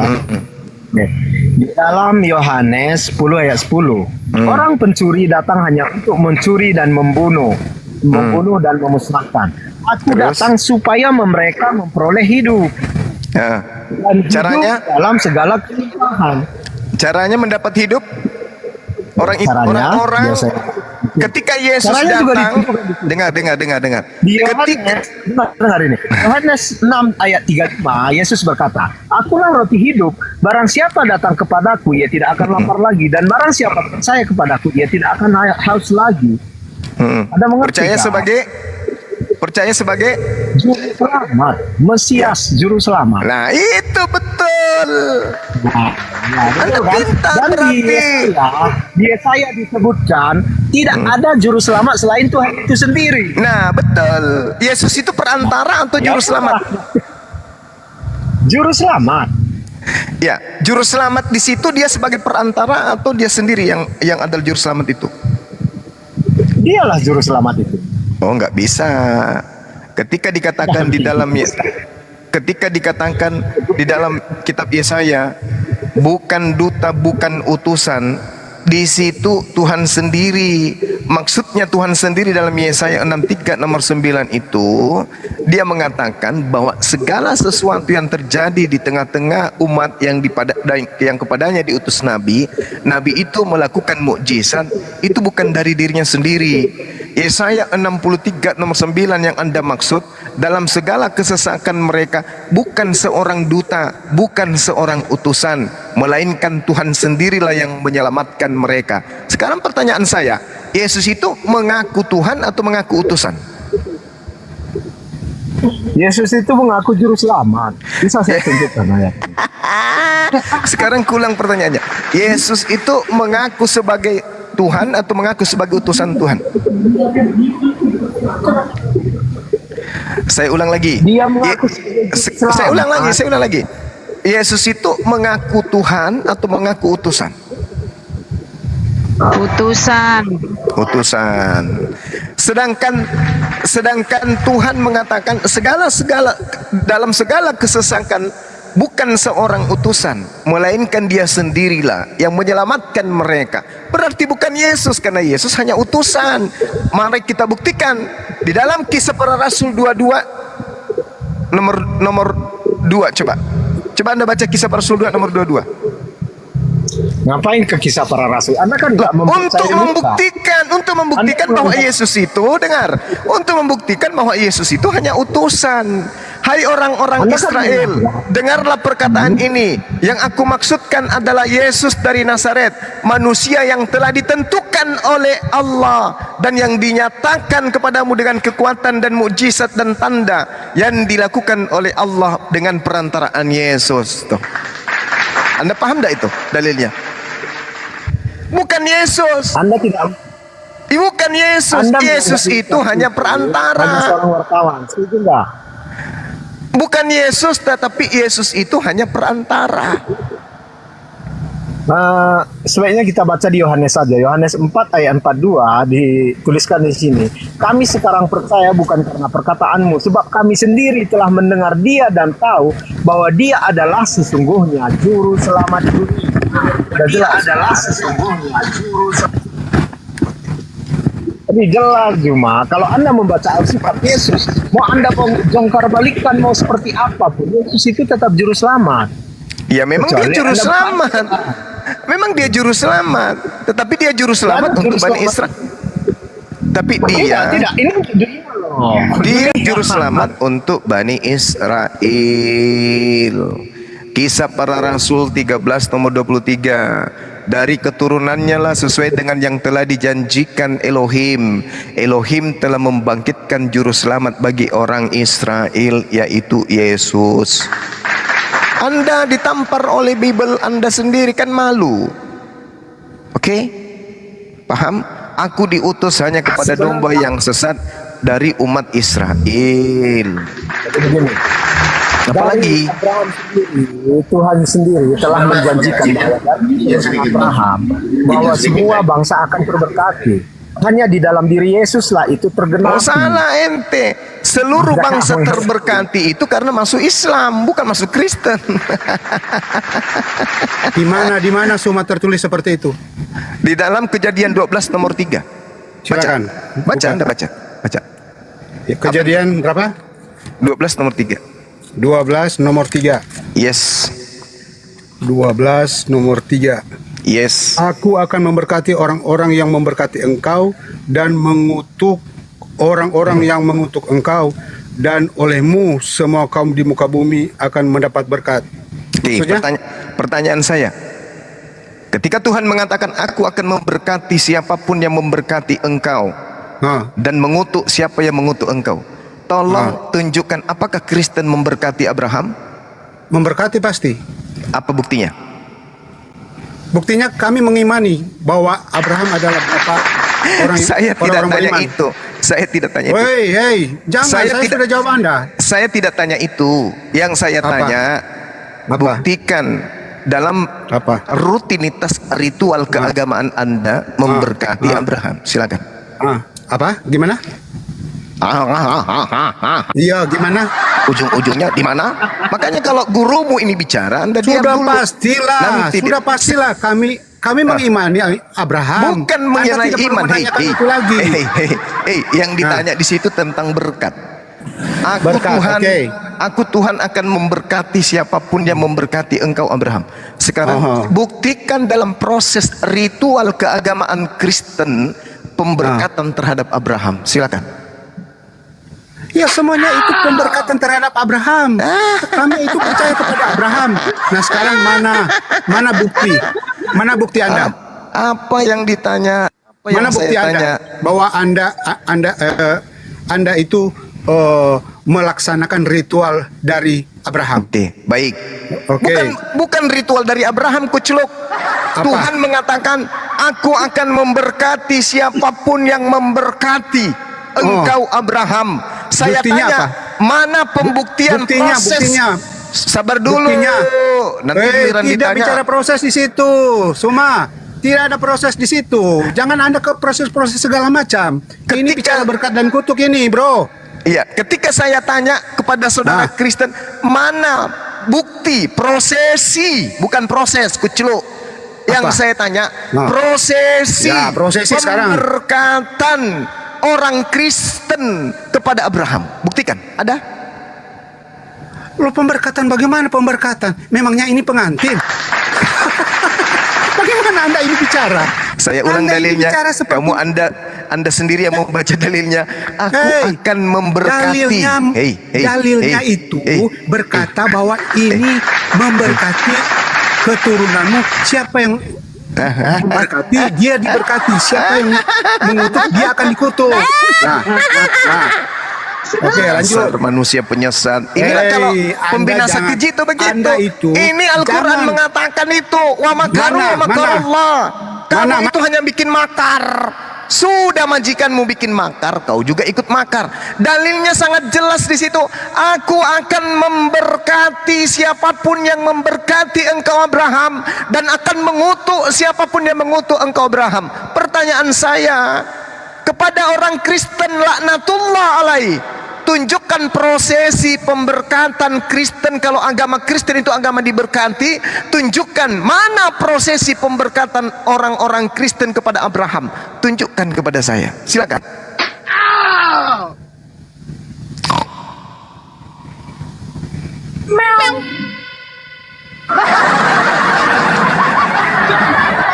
Mana? Sudah kuduga. Kalau tidak ada, berarti Anda hanya mengutuk Abraham. Loh, Mana? mengutuk Abraham, Mana? mengutuk Abraham bagaimana? Saya Mana tanya bukti sama- saya mengutuk Abraham? Saya tanya samamu, Ismail itu anak yang suci atau anak yang tidak sah? Anak yang tidak sah. Tahuan kan? Tengoklah, aku akan mengutuk siapapun yang mengutuk engkau Abraham. Kalau Anda mengatakan Ismail sebagai anak yang tidak sah, berarti dia anak haram. Kalau dia anak haram, karena itu berarti firman Tuhan yang Anda berkata sudah seperti itu, bukan menuduh saya. Abraham. Anda sudah menuduh, tolong di-mute dulu. Anda sedang menuduh Abraham melakukan perzinahan. Dengan demikian, Anda mengutuk Abraham. Anda dikutuk, agama Anda memang agama laknat. Kan tadi saya mengatakan, mana bukti prosesi pemberkatan Kristen kepada Abraham? Apa jawaban Anda? Emang pernikahan. Itulah agama laknat, itu begitu. Sudah dalilnya. Dan seluruh bangsa akan mendapatkan berkat olehmu. Sekarang siapa yang mengajarkan anak keturunannya ke seluruh bangsa untuk melakukan pemberkatan kepada Abraham? Siapa? Kalau bukan Islam, lalu siapa? Apa buktinya? Setiap kami beribadah dan setiap kami menyebut sebutan Nabi Ibrahim, kami sertakan dalam proses iman kami ucapan pemberkatan alaihi salam, atasnya keselamatan. Kasihan Satu. Delu. Yang Itu kedua, bukan bukti pemberkatan, bro. yang kedua, Itu yang bukan kedua, bukti. setiap kami sholat, kami mengucapkan pemberkatan itu kepada Abraham. Allahumma salli ala Muhammad wa ala alihi Sayyidina Muhammad kama sallaita ala Ibrahim wa ala alihi Ibrahim.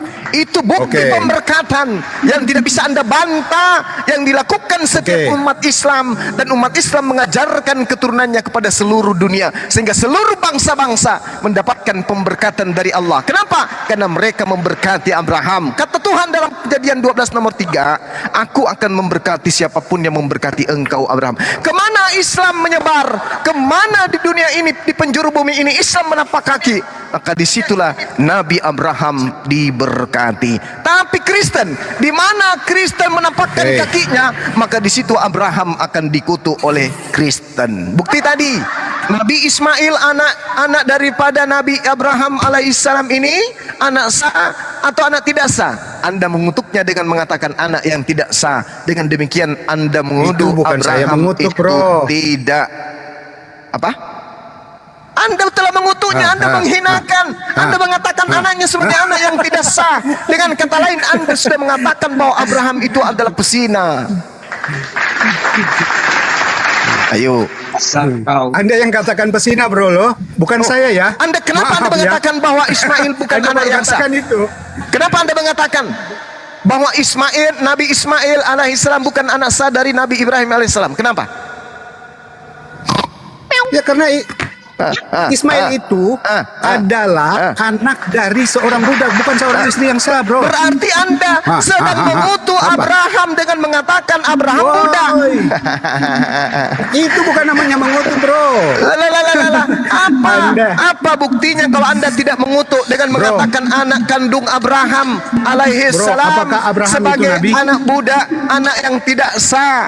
Coba, apa dasar Anda mengatakan dia anak budak, anak yang tidak sah? Apa alasannya? Apakah dengan cara Anda mengatakan dia anak tidak sah dengan mengatakan bahwa Nabi Ibrahim melakukan persetubuhan secara halal? Kalau persetubuhannya halal, berarti anaknya halal. Kalau anaknya halal, berarti anaknya sah. Tapi Anda mengatakan anaknya tidak sah, berarti persetubuhannya bukan halal tapi haram. Dengan demikian Anda telah mengutuk Abraham dengan memfitnah dia telah melakukan persinahan dengan Siti Hagar alaihissalam. Mampus.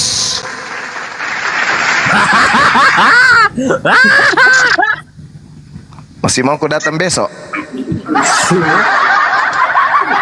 Ini akibat mengikuti ajaran pembinasa keji Nabi palsu Paulus. Ini akibatnya.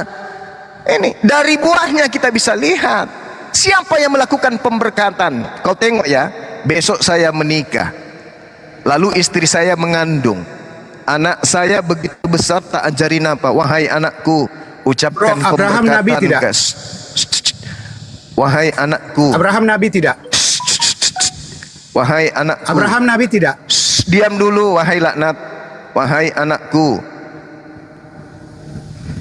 Hidupmu, lisanmu, jiwamu, batinmu, ragamu harus kau penuhi dengan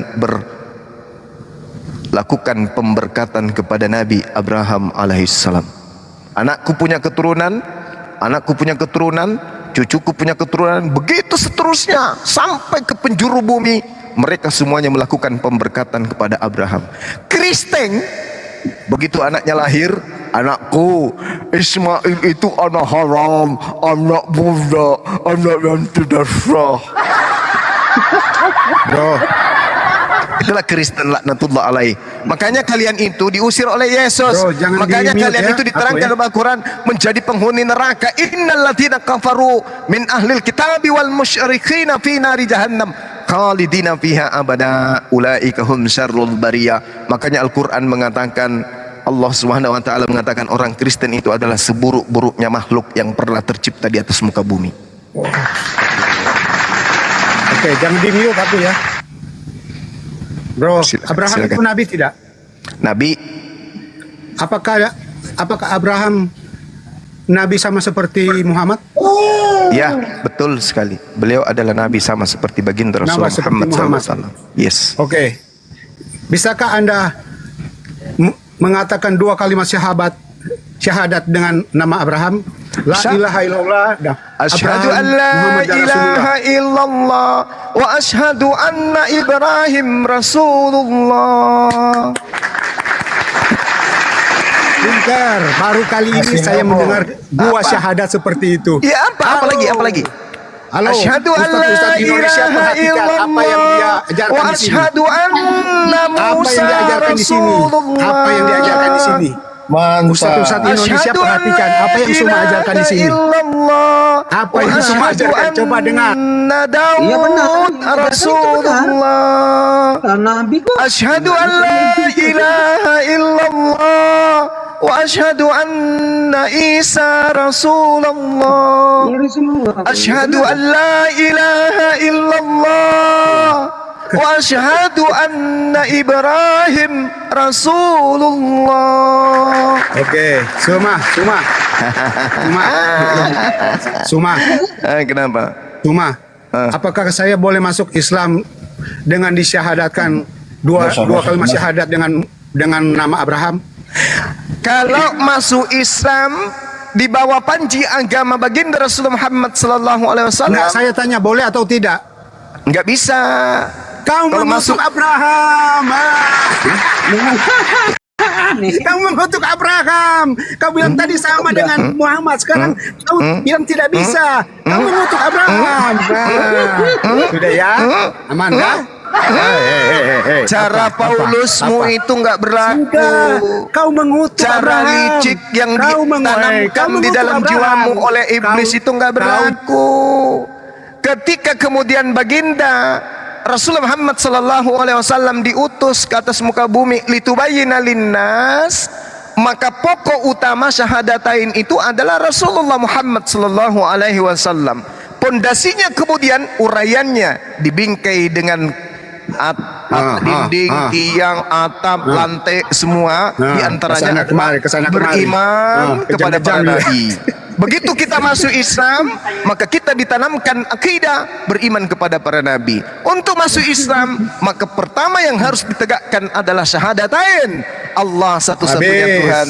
Nabi Muhammad Habis, sallallahu Abraham. alaihi wasallam Abraham adalah habis. Rasulullah Artinya Abraham tidak yang seperti datang Muhammad. kemudian Habis. mengajarkan Kelar. menyembah kepada Allah dan mengimani Nabi Ibrahim alaihissalam sebagai Rasulullah. Ya. Itu saudaraku. Jadi Artinya kamu nggak bisa Abraham nipu saya. ternyata tidak sama seperti Muhammad. Oke? Kamu nggak Siap? bisa nipu saya. Mantap. Kamu nggak bisa, meskipun kamu itu Mantap, pengikut Suma. Paulus, tapi kamu nggak bisa Mantap, Suma. dengan kelicikanmu untuk menipu kita, nggak bisa. Allah Subhanahu wa taala menjelaskan kepada kami umat Islam, Dia katakan "Isqala tadi lahu Abraham rabbuhu dan Muhammad aslim sama. qala aslamtu lirabbil alamin."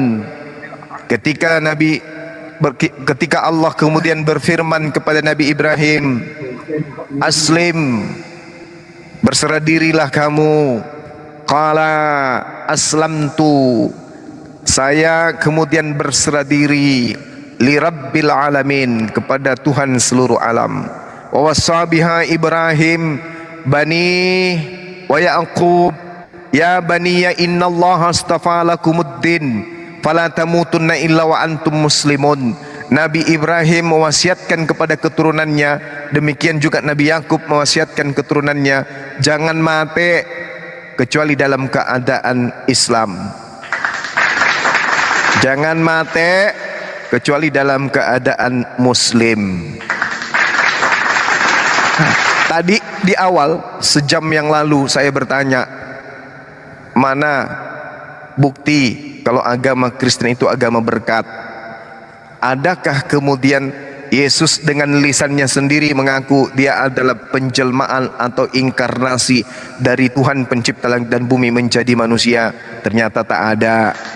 Ending terakhir kepada pengikut si pembinasa keji, kutanya, kalau Kristen itu agama berkat, coba buktikan kalau Kristen memberkati Abraham. Ternyata saya sudah berdialog kurang lebih 20 tahun.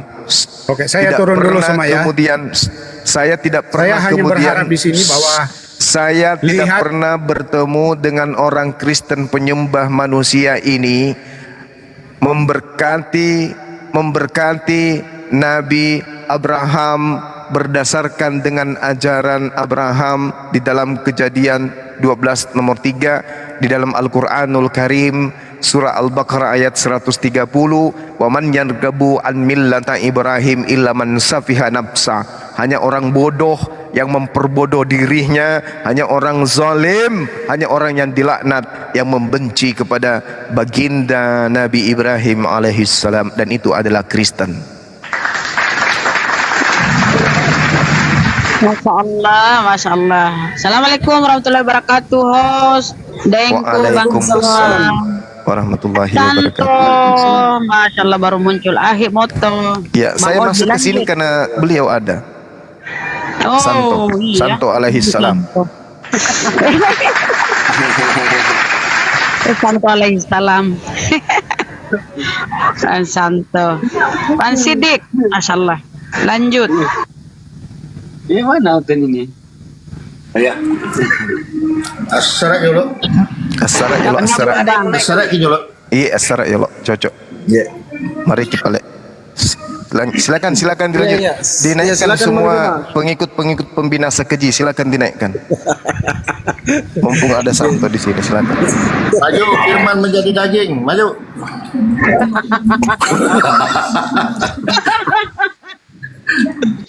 Assalamualaikum Bang Krios. Aduh, gimana? Baru kelihatan selalu ini. Warahmatullahi wabarakatuh. Bang Santo Baru kelihatan Asidik. selalu ini. Di mau kemana aja Bang Sidik? Enggak, di tempat aja ini. Ah lah, masa. Mantap.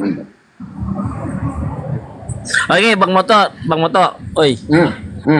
Kalau nggak salah di dalam halaka pada saat ada arjen tertentu boleh diperbolehkan nggak makan babi itu di dalam halaka atau dalam misnah itu? Ada. Ya, Akimoto bisa bantu ditunjukkan dulu, ini edukasi juga buat kita, buat teman-teman juga yang lain. Oh gitu. Silakan Aki. Ya. Karena tadi ada perdebatan sih sedikit soal soal babi. Kan udah pernah waktu itu ya di sini. Ya udah pernah, tapi diulang lagi udah Akimoto, diulang lagi. Edukasi. Oji, noise Oji. Taruh sebentar ini.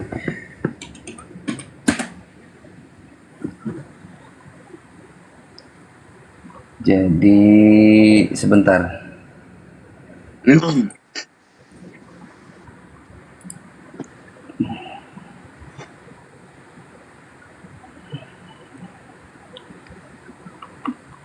Bentar dulu, sebentar. Nah, nanti tentang hukum kasrut. Saya terjemahin dulu. Oh, nggak bisa ditranslate. Jadi dalam Judaism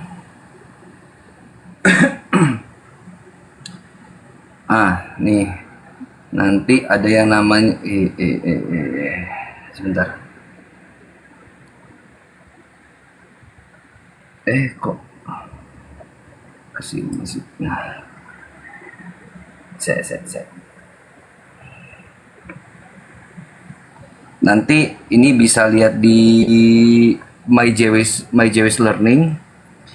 Cuma ini belum bisa ditranslate ini kan. Ini kayaknya udah. Nah, nanti di sini sumbernya salah satunya ini dalam halakah nanti dijelasin apa sih kenapa dibolehkan gitu kan.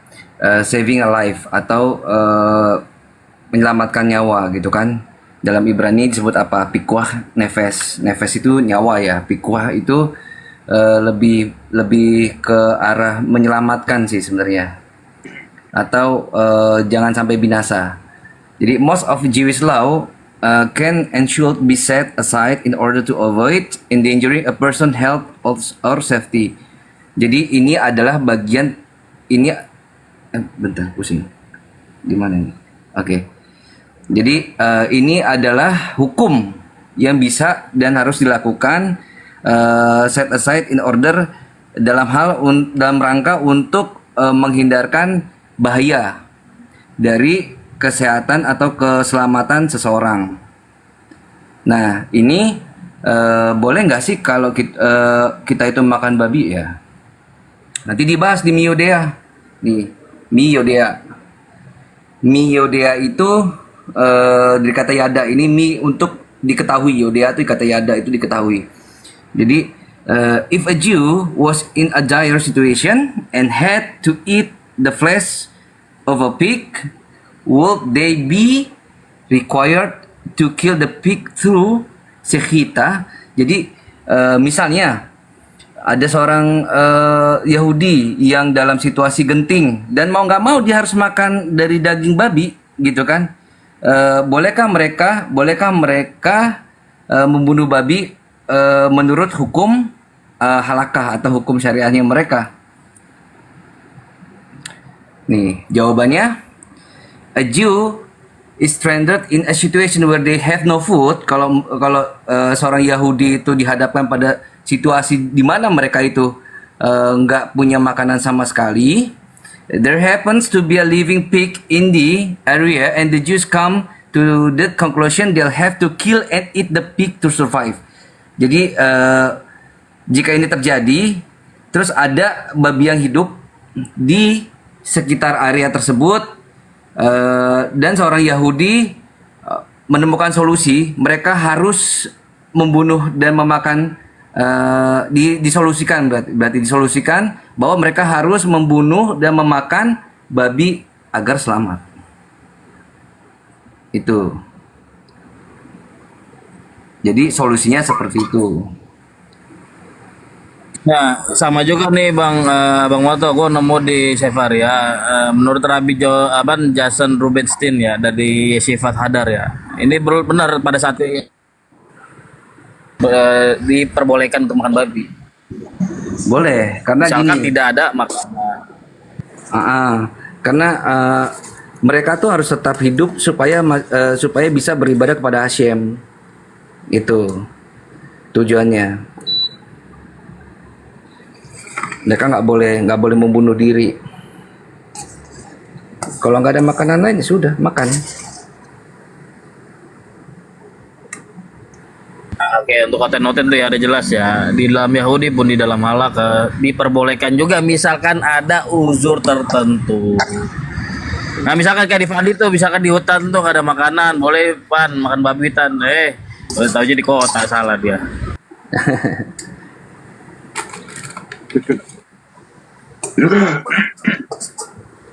Oke Pak, Bang Krios, saya izin pamit dulu host Bunda Zuma. Mau kemana Bang Sidik? Baru ketemu Bunda Rahma, kalau ada urusan sedikit deh. Tadi saya sempat naik sih. Siap Santos, siap. Izin pamit dulu ya, Bunda ya. Oke Sehat-sehat semua Santos, ya. oke. Siap. Bang Sidik, lanjut. Oke ya, assalamualaikum warahmatullahi wabarakatuh. Waalaikumsalam warahmatullahi wabarakatuh. Nah, oke, berarti udah jelas ya. Semuanya itu jelas dalam Yahudi, dalam Islam itu jelas, nggak ada yang ambigu. Ya, semua disyariatkan. Gono. Nah, Oten yuk, naik yuk. Lanjut lagi. Adil. Lu kesini besok ya? Anjir, goblok. Itu masa gue saingin sama Bang Moto. Bang Moto kan ngajar di situ, barangan aja. Gua nggak boleh saingan lah sama guru gua.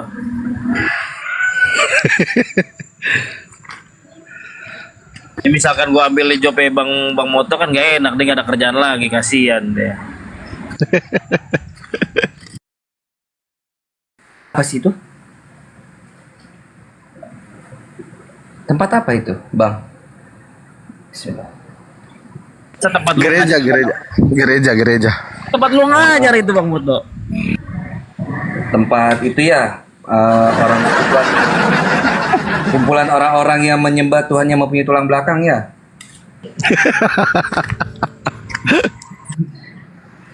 Nah, gereja yang saya tunjukkan tadi ini teman-teman, ini kan ada rencana untuk dijual karena jemaatnya sudah kurang.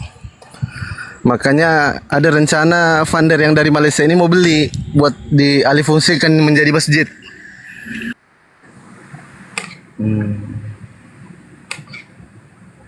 Udah nggak ada jemaatnya memang di sana. Coba yang teman-teman Kristen kirim permintaan ya. Yang Muslim tahan dulu. Yang Kristen dulu kirim permintaan, silakan. Pada migrasi Bang Moto udah pada migrasi itu, jemaatnya udah pada migrasi. Jadi kalau pendetanya itu Oji, kalau pendetanya ngeyel, pendetanya juga kami beli.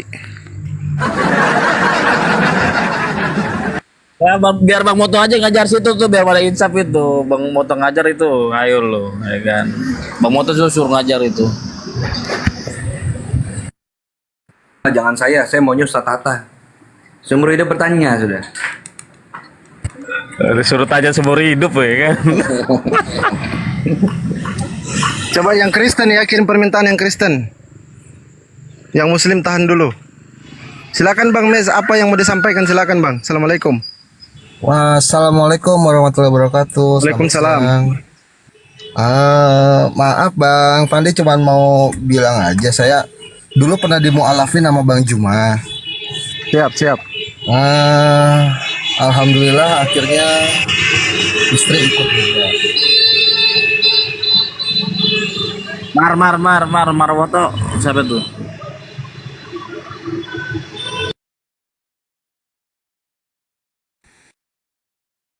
Ya, silakan dibuka mute-nya. Yang noise langsung mute ya teman-teman, kalau naik komal yang noise langsung mute. Silakan Bang Meso. Iya, mau ngucapin terima kasih banyak aja sama Bang Juma. Dulu saya pernah dimualafin sama Bang Juma. Dan selang 2 tahun akhirnya istri ikut. Itu cuman jaraknya jauh banget. Aduh.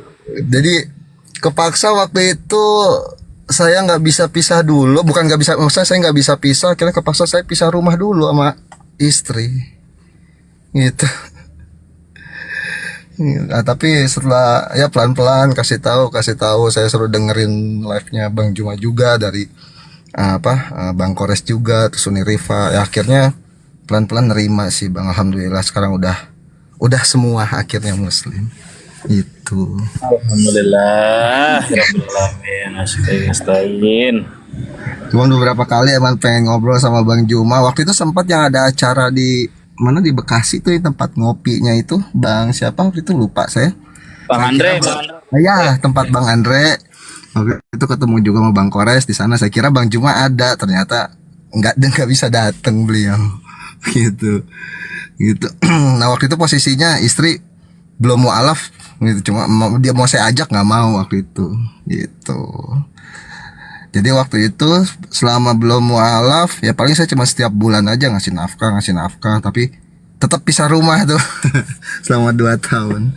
Dan alhamdulillah sekarang udah. Makanya saya mau ngucapin banyak-banyak terima kasih sama Bang Juma. Gitu aja. Gitu. Ya, makasih Bang. Bang Juma lagi sholat.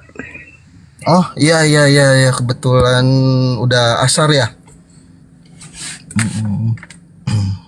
Mungkin itu aja Bang Pandi. Saya cuma mau bilang siap Bang, makasih Bang. Ya. Makasih banyak buat Bang Juma dan teman-teman Muslim lainnya.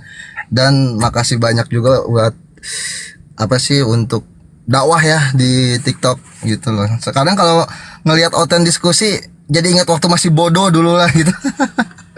Gitu sih. Gitu, tapi ya udahlah, sekarang udah tobat ya.